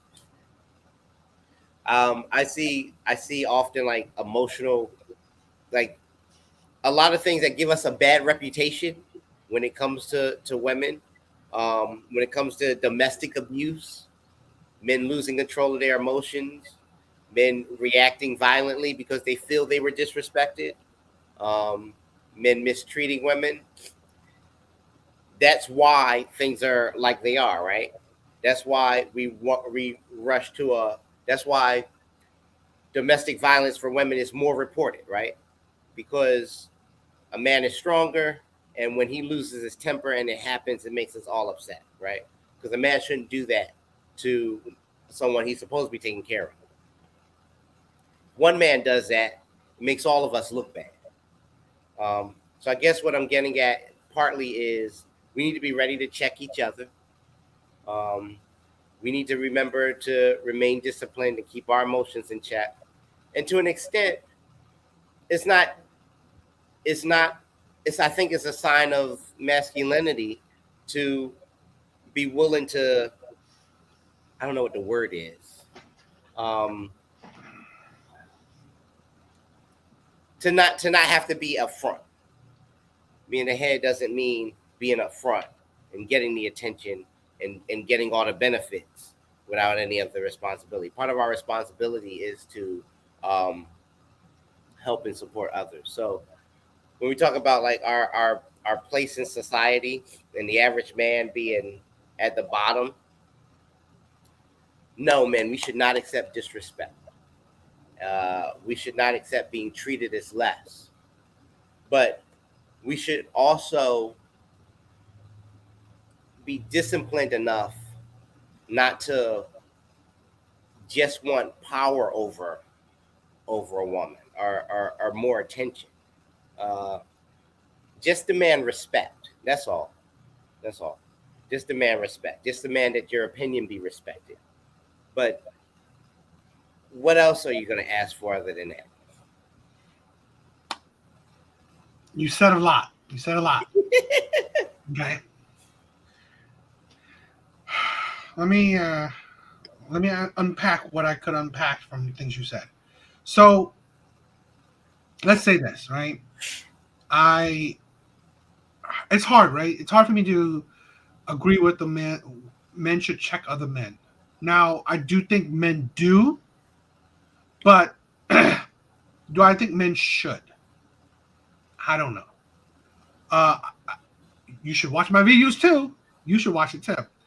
I recently did a video, which was pretty popular too. The White Knight syndrome.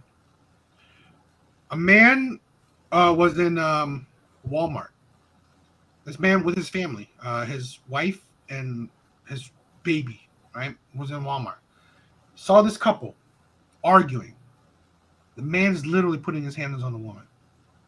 Okay, so this guy, this White Knight, was going. He's walking to jump in. His wife holding him back, saying, "Don't do it. Don't do it. Don't jump into this." But the man said, "No, I'm going to check this man." So he went there, right? He go into it, trying to stop all this and check this man, right? There's more detail to it, but at the end of it, the guy shot the White Knight, killed him. So now I'm not an advocate for abusing women. At the end of the day, and I had my ex saying me like, no, don't be a hero. And it's weird, right? I fight that notion because I believe we should. I mean, how you think, right? That's why, yo, bro. That's why I love you, man. Because a lot of things like I think the same as you, but the difference is I experience things differently than you, and I gain knowledge different than you. Because I believe the same thing as you, but it's like, and then I hear stories like that, where you are helping another couple. In the process of you helping another couple, you lost your life. And now you made your wife a widow. You made your child fatherless. Or maybe you help contribute to that fact that now your wife is a widow and your child is fatherless. What good is that for? At the end of the day, you view it like, that's why myself, right? I always think that it's a point about accountability, where I've argued with women before, where a woman picking a man that's abusive, right, is one thing, right? A woman staying with a man that's abusive is also a whole nother thing. But more often than not, I see women to continuously stay and pick bad men. This man is a gangster. This man had tattoos on his face. I would never mess with a man that had tattoos on his face. Like, come on. Like, seriously. Any man that's stupid enough to put a tat on his face, I'm pretty sure he's stupid enough to kill you. So really, it's like, I would never mess with. I'm sorry. I don't care if he's beating the woman. I'd rather call the cops on him. Right? It's not my job to save her. Right? My job it ends at me calling the cops. Which this man didn't. He was being the white knight. He was trying to check another stranger. He was trying to check another man. And it is never. Let's say even if it was back in the day. What if, let's say, even he wasn't get shot and killed. This man had a tattoo on his face. He was a gangster, whatever. He's a hood rat, whatever. What if what if this father got beaten up now? Beaten up to the inch of his life. Is that even better? That's not necessary. I mean, he'd had his life, but I mean, he got his shit beaten out of him. It's like that's not much of a consolation. So really, it's like that's the thing. Is like, should we check other people? It's like sometimes we think that we know what's going on with other people's lives, or we know what's better. We know what's best for other people, and we don't. That's why I'm about accountability. This woman chose this type of man to be with. So is she any better? I don't think so. So really, it's like I'm helping this woman now, and I don't know if you've seen it or if you heard it.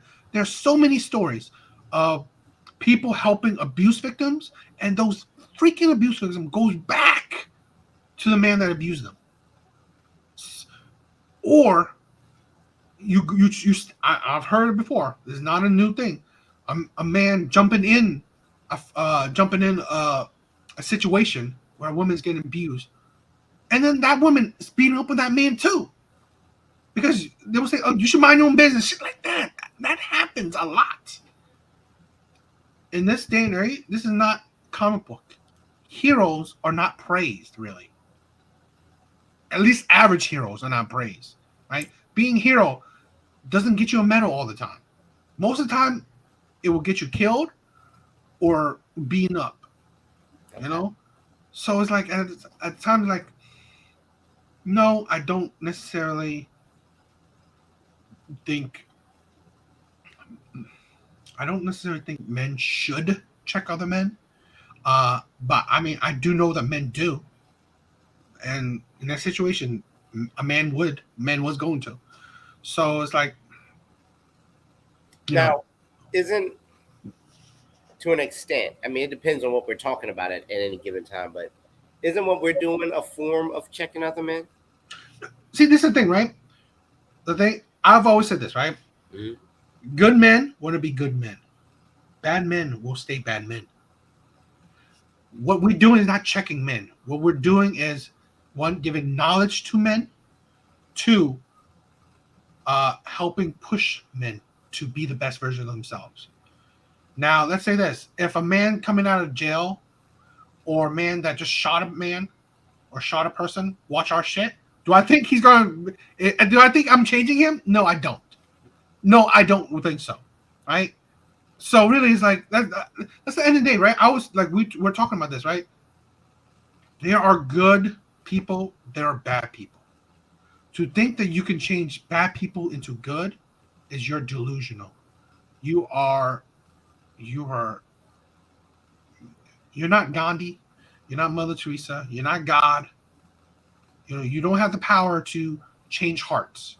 To expect you do is foolhardy. I do not expect that if I'm trying to guide men, if I'm trying to push men to greatness, push men to be better, I do not expect a man that's a criminal mindset will watch our stuff and say, "Oh, you know what? I want to change my life." I don't expect that, and I don't even hope for that because I don't think that's reasonable. Nor do I think I have the power to that. But I have a man that like, he's working at McDonald's, right? He's average man, right? He's working at McDonald's. He's trying to do some stuff, and he's been going on dates, and things are terrible for him. But he wants to I want to be better. I'm a good man. I like I prefer monogamy. You know, I want to get married. I want to be a good father. Stuff, men like that, and listen to our stuff and like, you know what? He's saying that I should be better. I'm going to be better. I want to be faithful. Yeah, I'm going to be. I'm not. I don't want to beat up a woman. I have sexual discipline. Stuff. Men that are good men, they're just. That's what I think. I think a lot of good men are just directionless, guideless, right?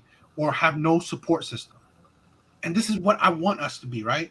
A support system for good men. Do I think that we are a support system to change the hearts of bad men? No, I don't. Again, we're not messiahs, right? Yeah. We're not Jesus looking to, change, the world. That's not where we are. And that's why I think that's what the channel is. Like, things I say, again, I have 300 subscribers. It's like, do I think I have 2 billion? No. So really, it's like we do what we can do, right? I don't even think I don't even think we're leaders of men, right?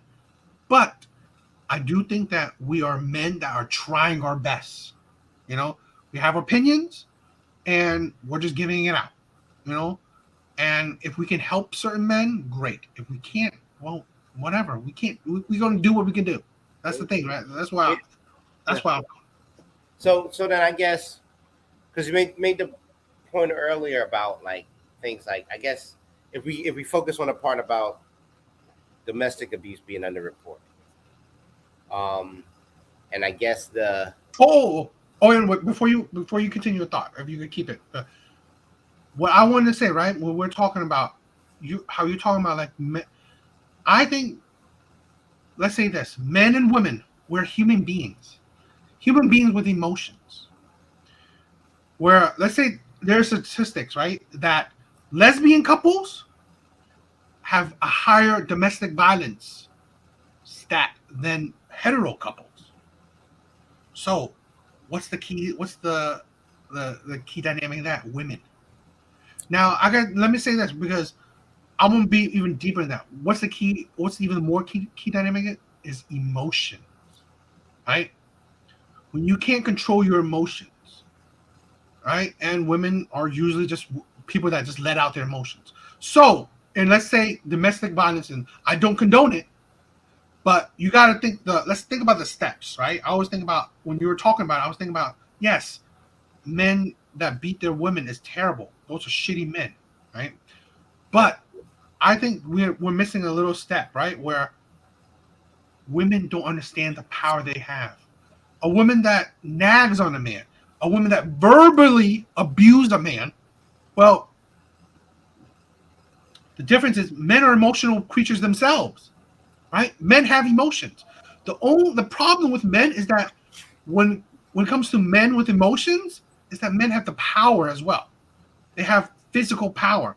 So the different men or women is not that much. It's not that different in terms of emotions. Men cry. Men get upset. No different than women, right? Necessarily. But the difference is that with that comes men have the power as well to.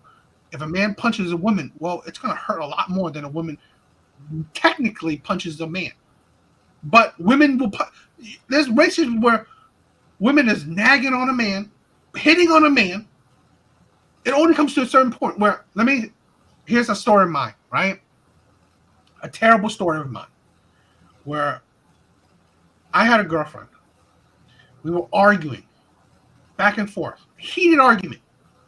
She took a book bag of mine, right? Had my laptop in it. Picked it up and threw it at me. Threw it at my head. I got so mad. I pushed her. So hard, right? There was a wall right there. Pushed her so hard, she fell on the wall, but she indented the wall, right? So she made a hole in the wall, right? Snap. And that turn, right, got her upset.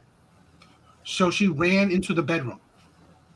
Now here's the thing where I'm saying, like, I was like, I didn't mean to do that, right? So I was like, I told her, get out. I'm sorry.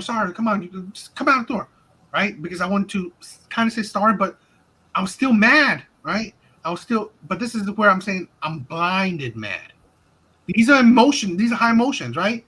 She was verbally abusive to me. She was physically abusive to me, right? But I retaliated. But that's the thing with emotion. Here's the thing what I'm talking about, where I got so mad. I broke down that door. I broke down the door, pushed it out of the hinges.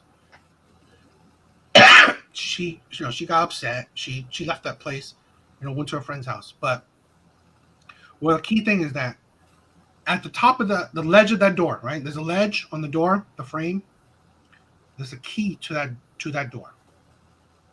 This is what I'm saying, where we don't understand that we negate the powers of emotions. That showed me that I was actually blinded in rage. I was scared of myself. I don't know what I would have done, right? If I had her physically next to me, because I was blinded by rage.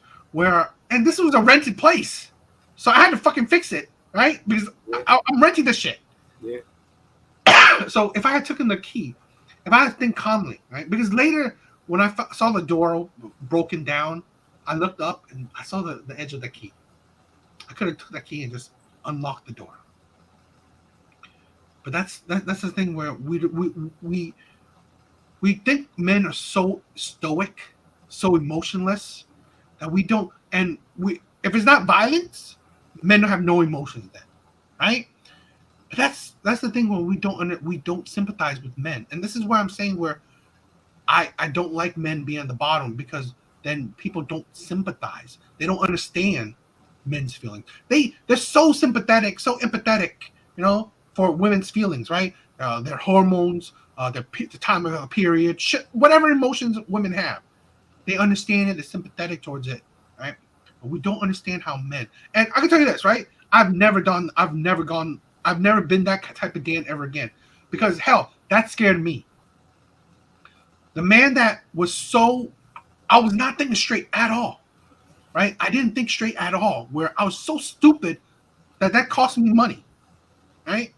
So I was so blinded by rage that I broke down the door. And that's the physical strength I was talking about, right? Where that's the problem with men, or I'm not saying problem, but that's the caveat with men. When men are emotional, right? They have the physical power to go along with that emotion. Best she did was threw something at me, right? She's not pushing me or hitting me really, but she threw something heavy at me that was still dangerous regardless. But I mean, that's not like necessarily the true physical power that she could exert it against me. But I saw the property damage, because like hell, I'm looking at the door that I destroyed, and I look at the wall that I indented, right, by pushing my girlfriend. I'm not excusing it, right? That was a terrible person. I've never been that level of anger again, and I've checked myself because of shit like that. If if there's anyone who watches this part, right, and says shit about me, fine. I agree that that was a terrible side of me that I've never, right, gone to again. Because how I do it now is that I don't let myself go to that, that level of anger. I walked out on arguments. I walked away of arguments because I know that as men, we have the physical advantage, or we have the physical danger or asterisks, the physical power. So I never let myself get that level of blinded anger, blinded emotion, because that's a person I don't want to see again. I did not like that person of me, right? I mean, I'm glad I saw that kind of person, so I know that no, I will not ever go to that type of person, because I made steps to not get to there, right? I walked through some arguments. I just shut off arguments that, I feel like this is not productive. I could get more angry. I said, you know what, I'm going to step away. Shit like that, where I do that, right? So whether you hate me or not, whether you think I'm a terrible man or not, well, whatever. But I know that's me making self-improvements. But that's the thing where I'm saying that this is the self-reflection part, right? Where I saw that person, right? Because I see the property damage that this person made. And that woke me up to like, wow. And that showed me that it was a toxic relationship, right? It showed me that we were always arguing. we were always we were arguing back and forth all the time. It was a toxic relationship, So it fueled me that, like, and it showed me that, like, men are emotional just as we're not. Society does not sympathize for men to be emotional. We're not allowed to be emotional, right? Because, like, we see that if a man, because again, flip side, like, if a woman heard that story, they will see the part where I broke down things and I pushed her. They won't see the part that she threw something at me. She was emotional and she was violent herself. But that's the thing. That's the difference, right? Where I'm saying, like, it's the exact same thing, kind of, right? Where she was physically abusive, I was physically abusive. Difference is that my physical abusiveness is at a higher level because I'm a man. But that still doesn't change that.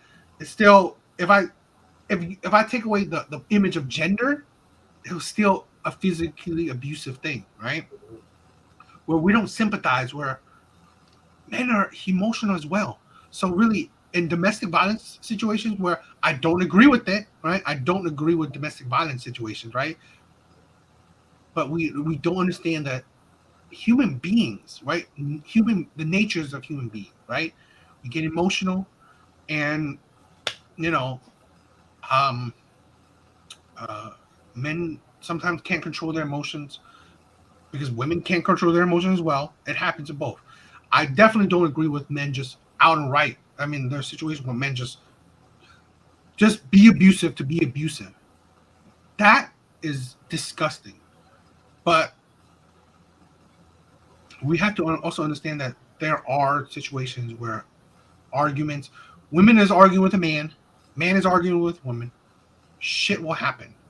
And we have to be sympathetic to it, where just because he's a man, he's not allowed to be angry, not allowed to be emotional. That's where I think that's the disconnect, where we think men as lower, right? Where we think men as bottom of the totem pole, because men are not allowed to be emotional. Men are not allowed these things, right? Men are not allowed to be viewed as human beings, because it's fine for a woman to be emotional and be physically violent to a man. But if a man does it, that is, deplorable. So it's like, that's the thing where's the equality in that stuff, right? That's where my thing is. What are your thoughts? I mean, I agree that both parties' emotions should be respected. Um, that there's not enough sympathy or empathy all the time for um, the man side of the relationship. I do think that to an extent it's always going to be that way because of what we just talked about.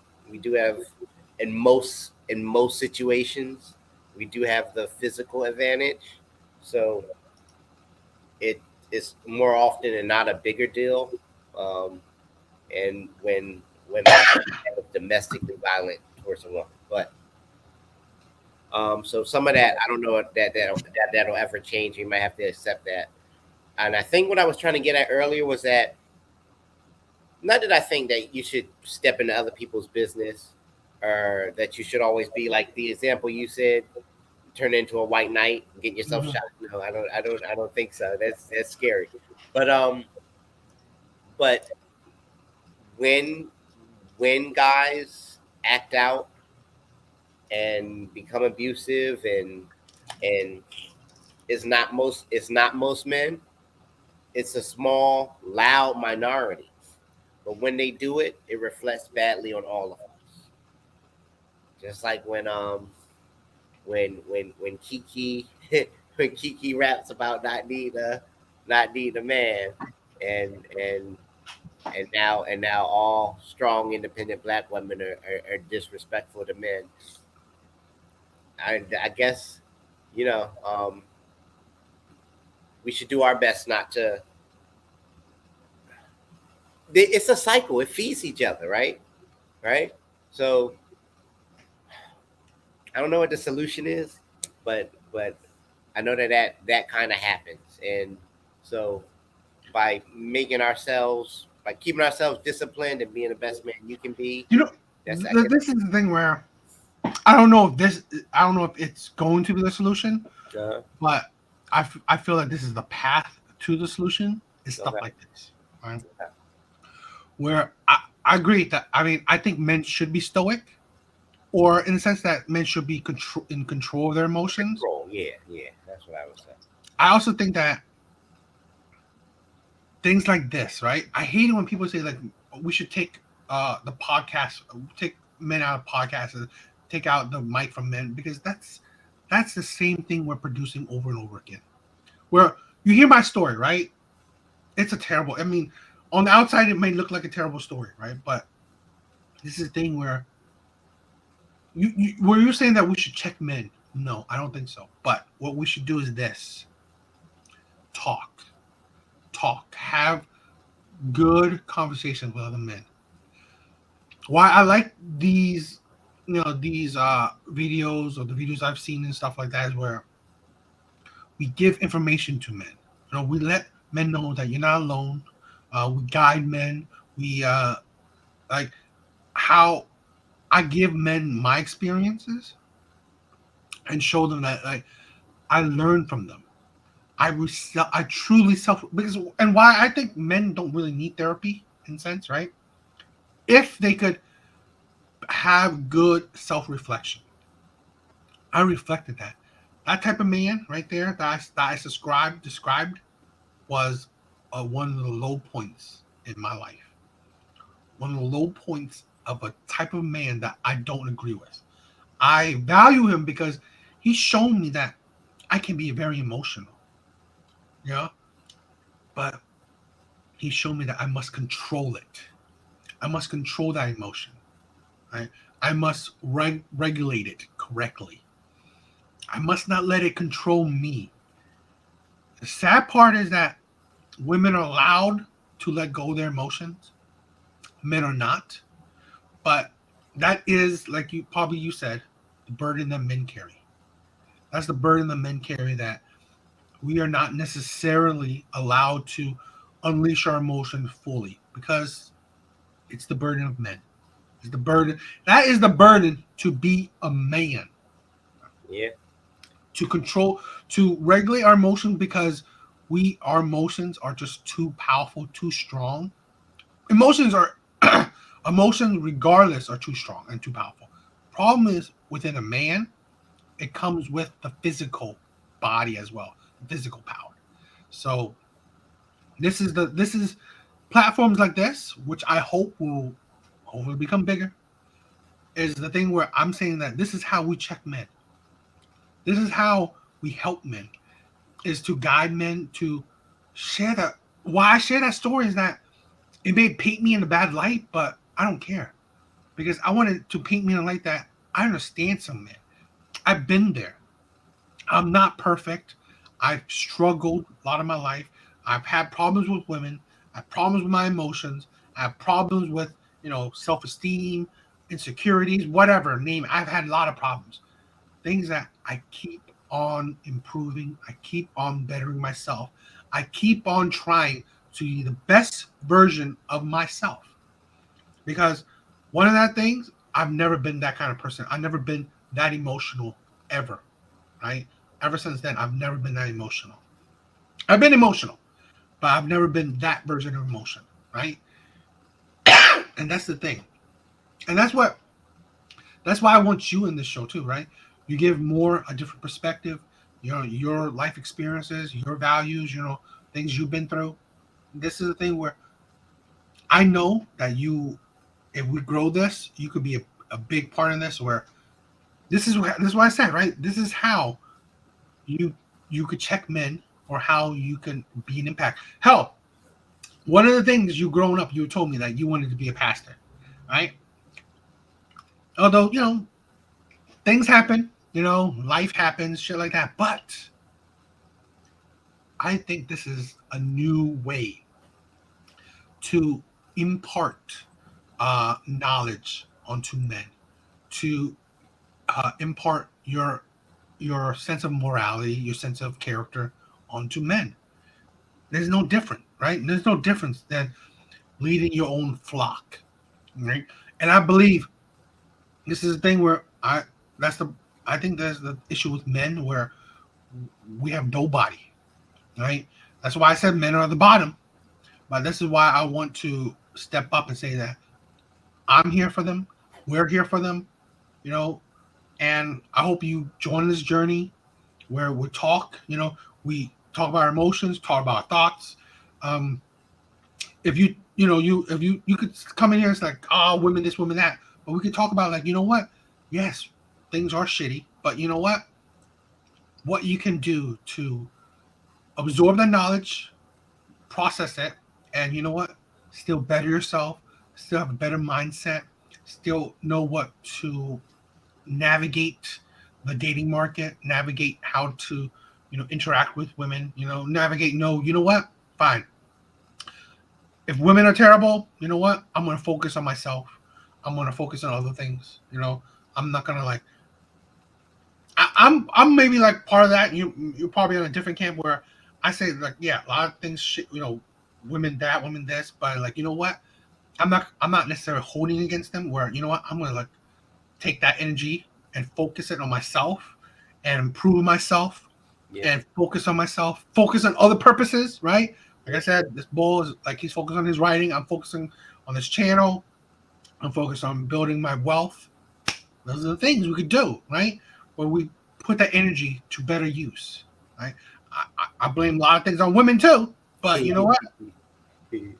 I'm not necessarily shooting hate against them, but I say a lot of shit, but you know what?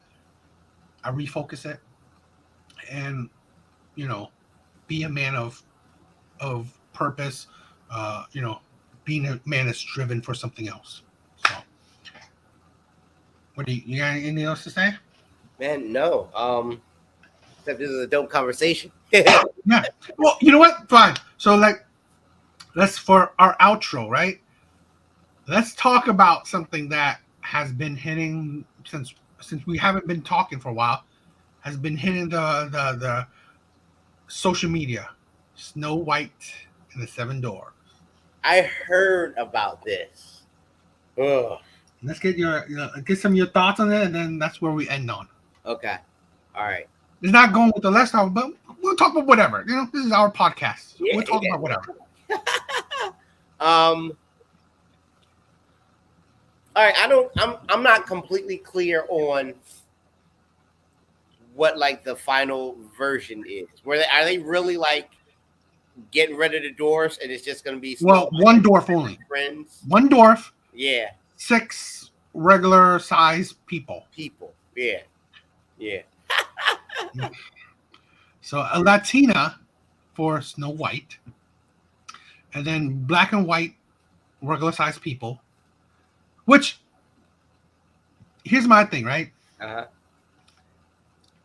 Why, when Hollywood think about diversity, all they think about is white and black?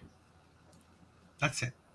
That's what, when they think about diversity, it has to be a white and black cast. That's the thought of diversity. Yeah. I mean, I'm not crazy about the,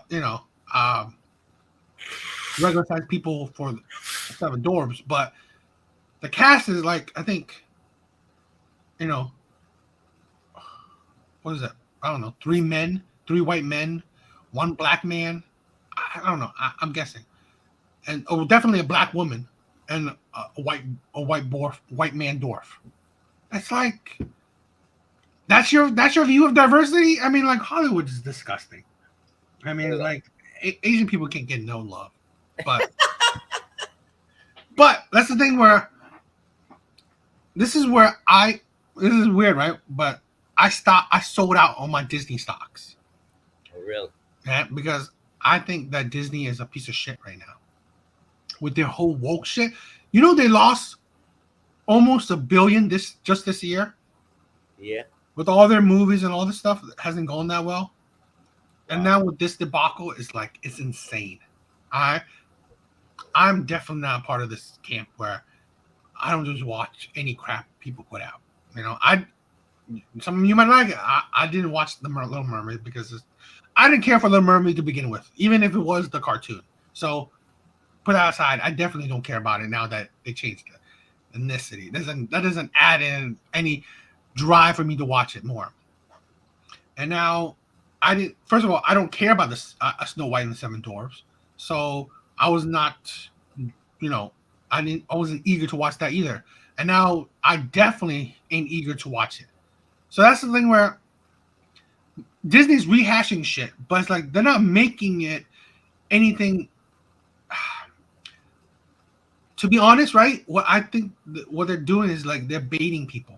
So now, let's say the Little Mermaid thing, right? Now they're just like baiting the audience that like Little Mermaid and who wants to race bait, who wants to watch, just because she's black. So it's like, there's no story to make it like, oh, I really want to watch that. No. So to make it like the rehashing shit. So to make it anything controversial or intriguing for people to watch is to race bait. And I was like, and hope that movie didn't do well. Total. I don't think it made back its budget. What the Little Mermaid? Little Mermaid. I had to look into that. I'm not sure either. Although part of that was because a lot of racists were determined to keep it that way. But so they're making imperfect attempts to give equal or better representation to minorities. They're imperfect attempts. I think they fell real hard where the writing's just bad because there are very good attempts. It's funny, right? Talking about that. Yeah. Now we're talking about the writer's strike, actor strike is like. Uh-huh. To be honest, is like with all the crap I've seen, is like I think all these writers should go away anyway. So really, it's like I think new blood like you, right, should be stepping in. I mean, I know you be stepping on toes. That's why people don't do that. But I mean, like, come on. Well, all right. So while I would love to be in there, I would want to be paid living wage. So I sympathize with the striking writers there. Here's the other thing. They don't pay these people. But don't they negotiate it? Well, I mean, between like this one's like I'm having a little bit hard time in like actually getting it because a lot of these writers have managers that negotiate contracts. So I know there's some writers who just like I don't know, maybe they hire writers en masse or shit like that. But I know that there's a lot of writers that have managed to negotiate deals. They have agents that get them deals and get them jobs, but they have industry standards and minimums and base pays and wages, and they have a deal. Hollywood and studios have a deal with the unions. Yeah, I know. Yeah. And now that that deal's expired, they're like, well, hey, look, we made this deal back then, and it was a fair deal then, but now that everything costs more, that TV has changed because everything's streaming too. And studios love it that way because they don't have to tell you how much people are watching their shows and fully disclose to you how much money they should be paying you anyway. Now that same pay isn't enough for a writer to get by as a writer. And there's more and more content because there's so much television. There's a lot. So much. So there's a lot of competition. Here's the thing. I mean, whichever side you come down on, I think if these studios don't pay these writers and these actors, and when I say actors, I'm not talking about the most famous ones. These are like they're striking extras. Right. They're striking too, but they have to strike because they're part of the union. They're making their money. These is for like the little folks they play the extras, they play the Batista in scene 3 or whatever. But the reason you need to pay them, the reason studios need to pay them is because right now, because they're striking, all projects are on pause, which means we're going to wait longer to get more projects, which means studios are going to wait longer to get more money. And let's say they replace them with brand new writers or rookies or AI. The crap that we're going to get going forward, if you already don't like what we got, what we are going to get going forward is going to be like the pits. So I don't know. I mean, it's not my world, so I don't really know about it. I'm just thinking about like, to be honest, I was thinking about like, let's say writing and all that, writing, acting and stuff. It's based on like popularity and based on talent. So I'm like, when you have a career that's based on skill, well, it's about your skill.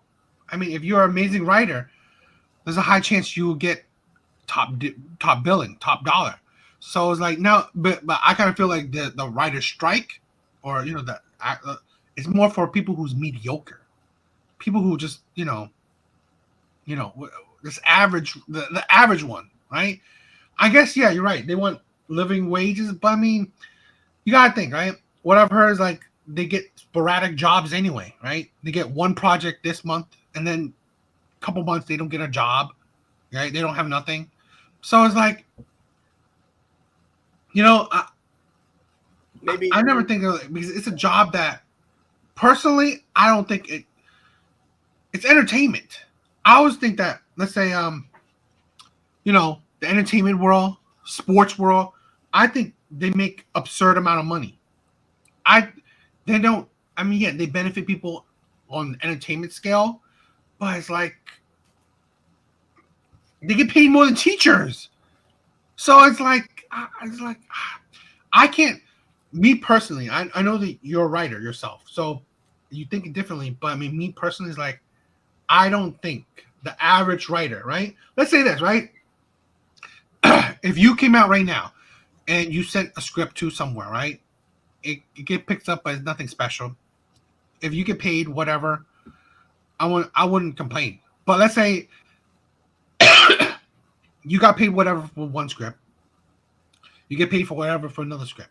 And then the next script was picked up and made a blockbuster movie.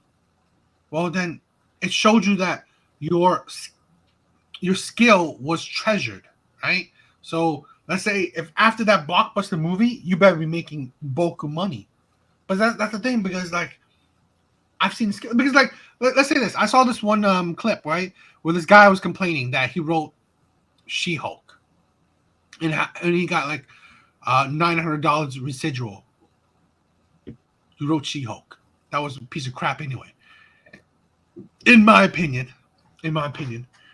And so it's like, I'm not crying for you or feeling sympathetic for you to make a mediocre show, and you think what you should make a couple thousands. I mean, like, what? I mean, you're one writer, and what I'm assuming is like dozens of writers in that one thing. So you're not like, you're not the one writer on the one show where you're the only one. No, there's plenty of other people who helping you along. So really, it's like, I don't know. We talked about this at length a bit on the other show on HNIC. Oh, you guys talk about that? We had a discussion about the strike, and because and as it related to what were we talking about? We're talking about whether or not cosplayers or fan fiction writers, whether there's a belief by some that them continuing their work was like stepping over the strike line, which we all agreed it wasn't. But a lot of cosplayers, like cosplaying as your character from your favorite franchise when the show's not on TV and the actors are on strike, is like promoting their material and not supporting the actors or writers, which is not the case. And they don't even believe that, but there was a whole controversy about that. But I only bring it up to say, we had this discussion, and one of the points that were made was some shows you'll like, some shows you won't. But the show gets on TV and airs and makes a ton of money. So you and five or six other people work on a show for 6 to 9 months.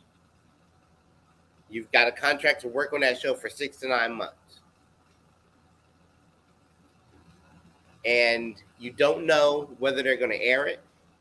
When they do air it, they don't tell you how many people watched it, or they don't give you the stats on how well it did. If they made a ton of money, they still have not paid you a living wage. So if you spent 6 months working on a show before residuals, you don't get enough to pay your rent. Is that fair?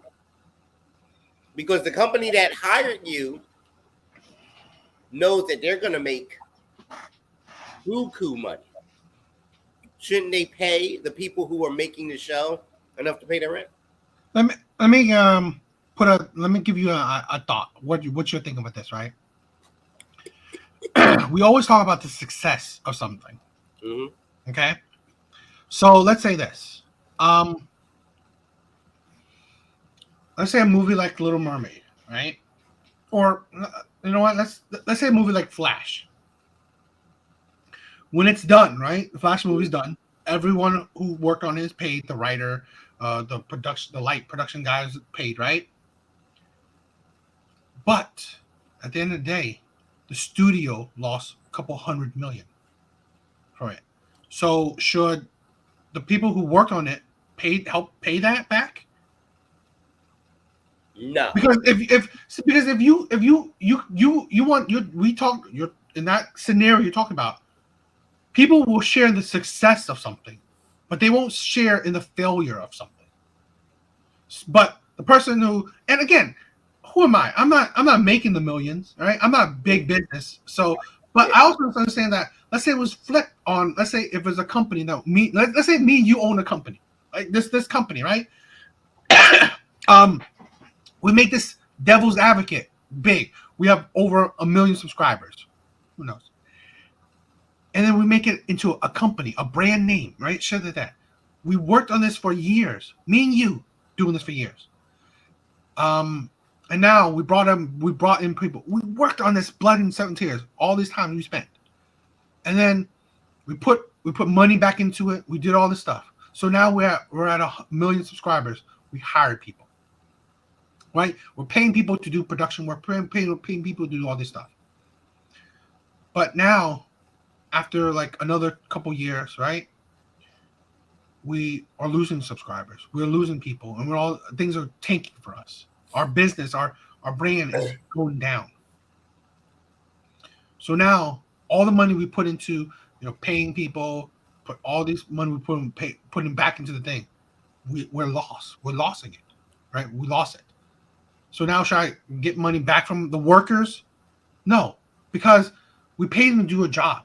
So just like your things where I would think that it's about if you have an agent, well, it's his job to do what is right, to get what you supposedly deserve. So if they say, let's say this, your agent said that, okay, the studio will pay you $100,000 for, I don't know, $100,000 every episode. Okay. And then they said residuals would be, I don't know, $2 every whatever. I don't know, every view. And then you looked at it, you look at this contract, said, I agreed to it, I was signed it, and that's fine. And then now later, let's say the show made billions of dollars, then now you complain that, oh, I want some of that billion. Okay. So what if the show was canceled and we lost money? Will you now will you now help us with the failure of it? No, you wouldn't. People only want the success of something, but they do not share in the failure. The failure, right, is now put on to the people who are at the top.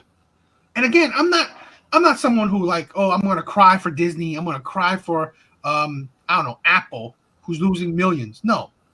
But again, let's think, because we think these big corporations, they're fine with losing millions. But what if do we not put that same standards on like regular businesses, right? What about a mom and pop shop that failed, that lost all their money, but you're not going to help that mom and pop shop and give your salary to them. But if that mom and pop shop is making millions upon billions, workers are like, I should make more. You're making millions. You're making billions. I should get more. So that's the thing where I always think about you cannot put one standard on like the big top, but you don't think it's not the same standard for the rest. If it should be all around equal. That's my thing, right? So if you want to share in the success, you must share in the failure as well. It has to be equal, in my view. So I just think it works differently. So they don't just get paid after the thing is done. They get paid first, right? So in the budget for the initial thing is everyone's pay, and the agent gets somebody a job, but the deals are with the unions for standard contracts. So those what they get paid is already set, and it's like McDonald's says, hey, you can work here for minimum wage, right? Your agent gets you a job at McDonald's. McDonald's just pays minimum wage. Minimum wage is $7.50. In 2000, that was enough to buy a car. In 2023, it's enough to live on the street, right? So the union is like, well, we represent the employees. If you're going to hire the employees, if you want these employees to work for you to do anything, you got to pay them more, right? And what happens on the back end, how much money they make back? Well, they're investors. So if you don't get your money back, you made a poor investment. So like, say, take the Flash, for instance. I don't know what people were paid for that, but what should happen, ideally what would happen is they get hired. They got to get a job, right? So they get a job, but they get paid enough to pay their bills and to get health insurance. And they would make this thing for the studio. And that thing would sell to the people, and the studio would make all their money back.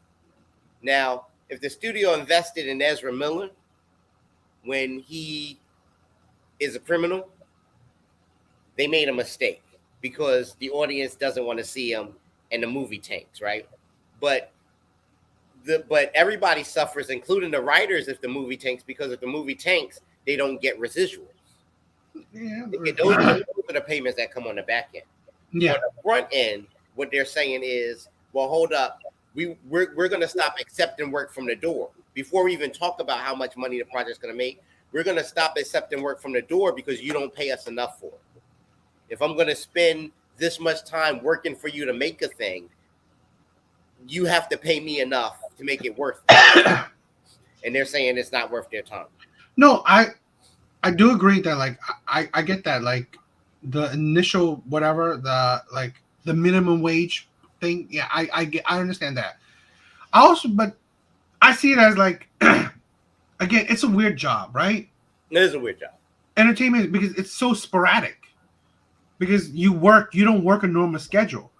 So it's hard for me to be sympathetic, because I've seen a guy who did the math of it, right? Technically, right? A person who works 3 months on a project, let's say 3 months, they make just as much as a person who works like a full year. You know, a regular person who works a full year. You know, in a lot of cases. So it's like I don't know. It's like, yeah. Sometimes. But it's like, I don't disagree. Like, you know what? My thing is that that's the point of a union, right? You're supposed to negotiate, right? The thing is, like, where I cross the line is like, no, I don't feel sympathetic towards it, but it's your union, so they would have. You paid for them for a reason. You paid a union for a reason, right? So they do their job. But the thing is, I can't be sympathetic for a career choice that is. I think it's like. I always think the world of entertainment is so fickle, where you either make a whole lot of money at the top, or you make a whole little money at the bottom. There's really, I sometimes I don't think there's in between, right? So it's like you make a lot or you make a little. So I don't know. That's just my thing. Well, we'll see what happens. How it plays out. I'll tell you what. If I don't get season 3 of The Bear, I'm gonna lose it. All right. I do admit, like, I've been hearing a lot of things that have been pushed back, so I don't know. Yeah. But what do you think about? You don't ever think about, like, I always wonder. I know it's not a good thing, right? But people, let's say like you, trying to step in and take spots. I know that's like shady, but I don't know. That was part of our conversation last night. So people do that. They're called scabs. Oh, yeah. And in every instance, like whether it's like the entertainment industry or whatever industry, when employees are striking, you step over the picket line to go do the job that they're striking for. You're a scab. And we were like, and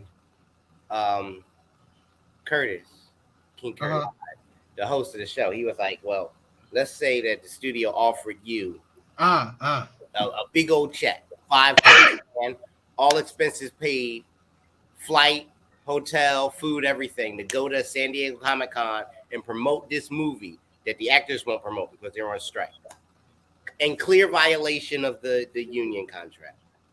But you get your money. Do you get on the plane? And he asked each of us. Okay. What was the consensus? 4 of us said yes. How many? 3 or 4. It was how many?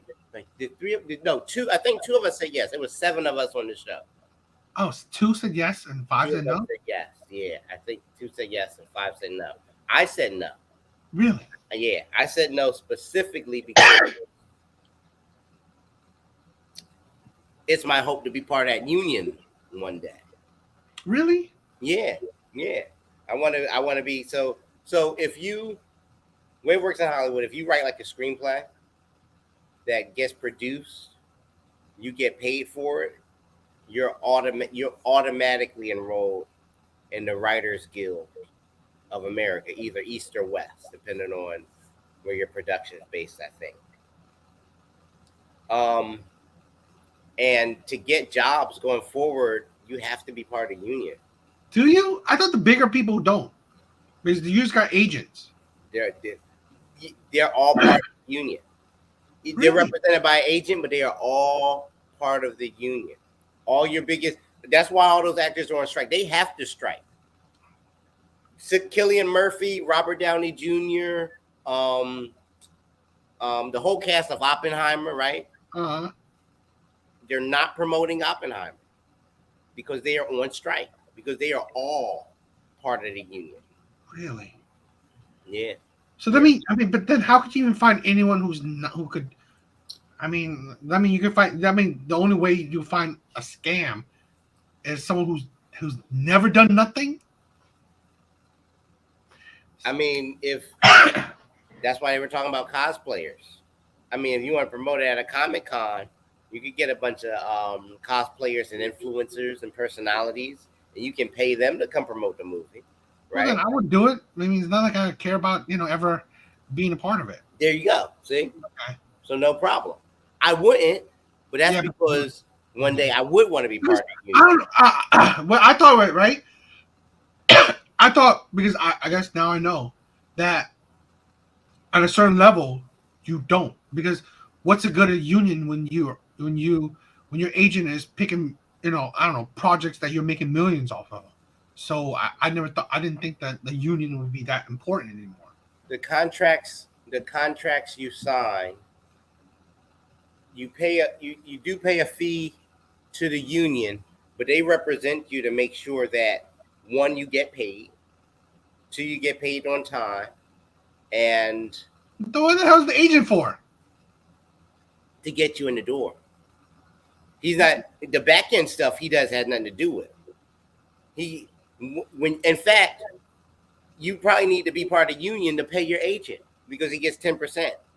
But your agent represents you like to get a deal, but the union makes sure that the people you made a deal with live up to their end of the bargain.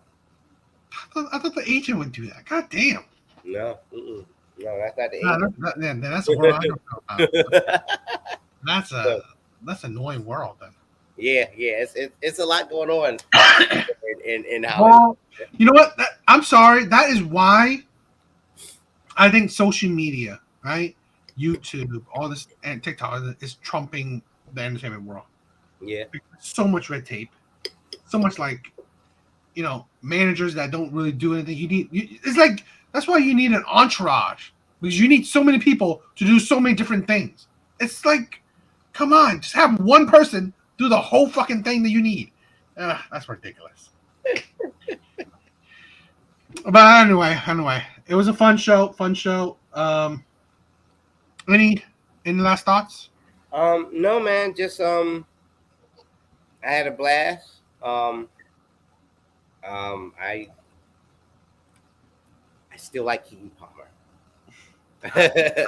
To be honest, it's like I didn't care I didn't care either or about her before. Now I don't like her. Okay. It really is. It hasn't helped, because like if I liked her before, I probably wouldn't care either or about her now. No, now I didn't care either or about her before. Now I don't even care about her. I don't like her now, right? Because she's not. I don't watch any of her things. And now the social media presence is just like, it's disgusting and it's just like annoying. So yeah, Keke Palmer thing is like I'm definitely over her.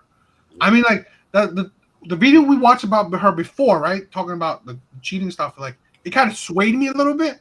But this one is just like all this other shit is like, it's just really just off the rails, destroyed my views on her. Outside of that, no, I got nothing. I can't wait till next week. Yes. Sorry for the coughing. Like I said, getting over a cold. Me too.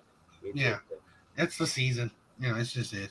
But yes, it was a great, fun conversation. Yeah, we just talk whatever. I doubt you guys watched to this end anyway, so it is what it is. But I had a lot of fun. If you're still watching to this end, you are amazing. I'm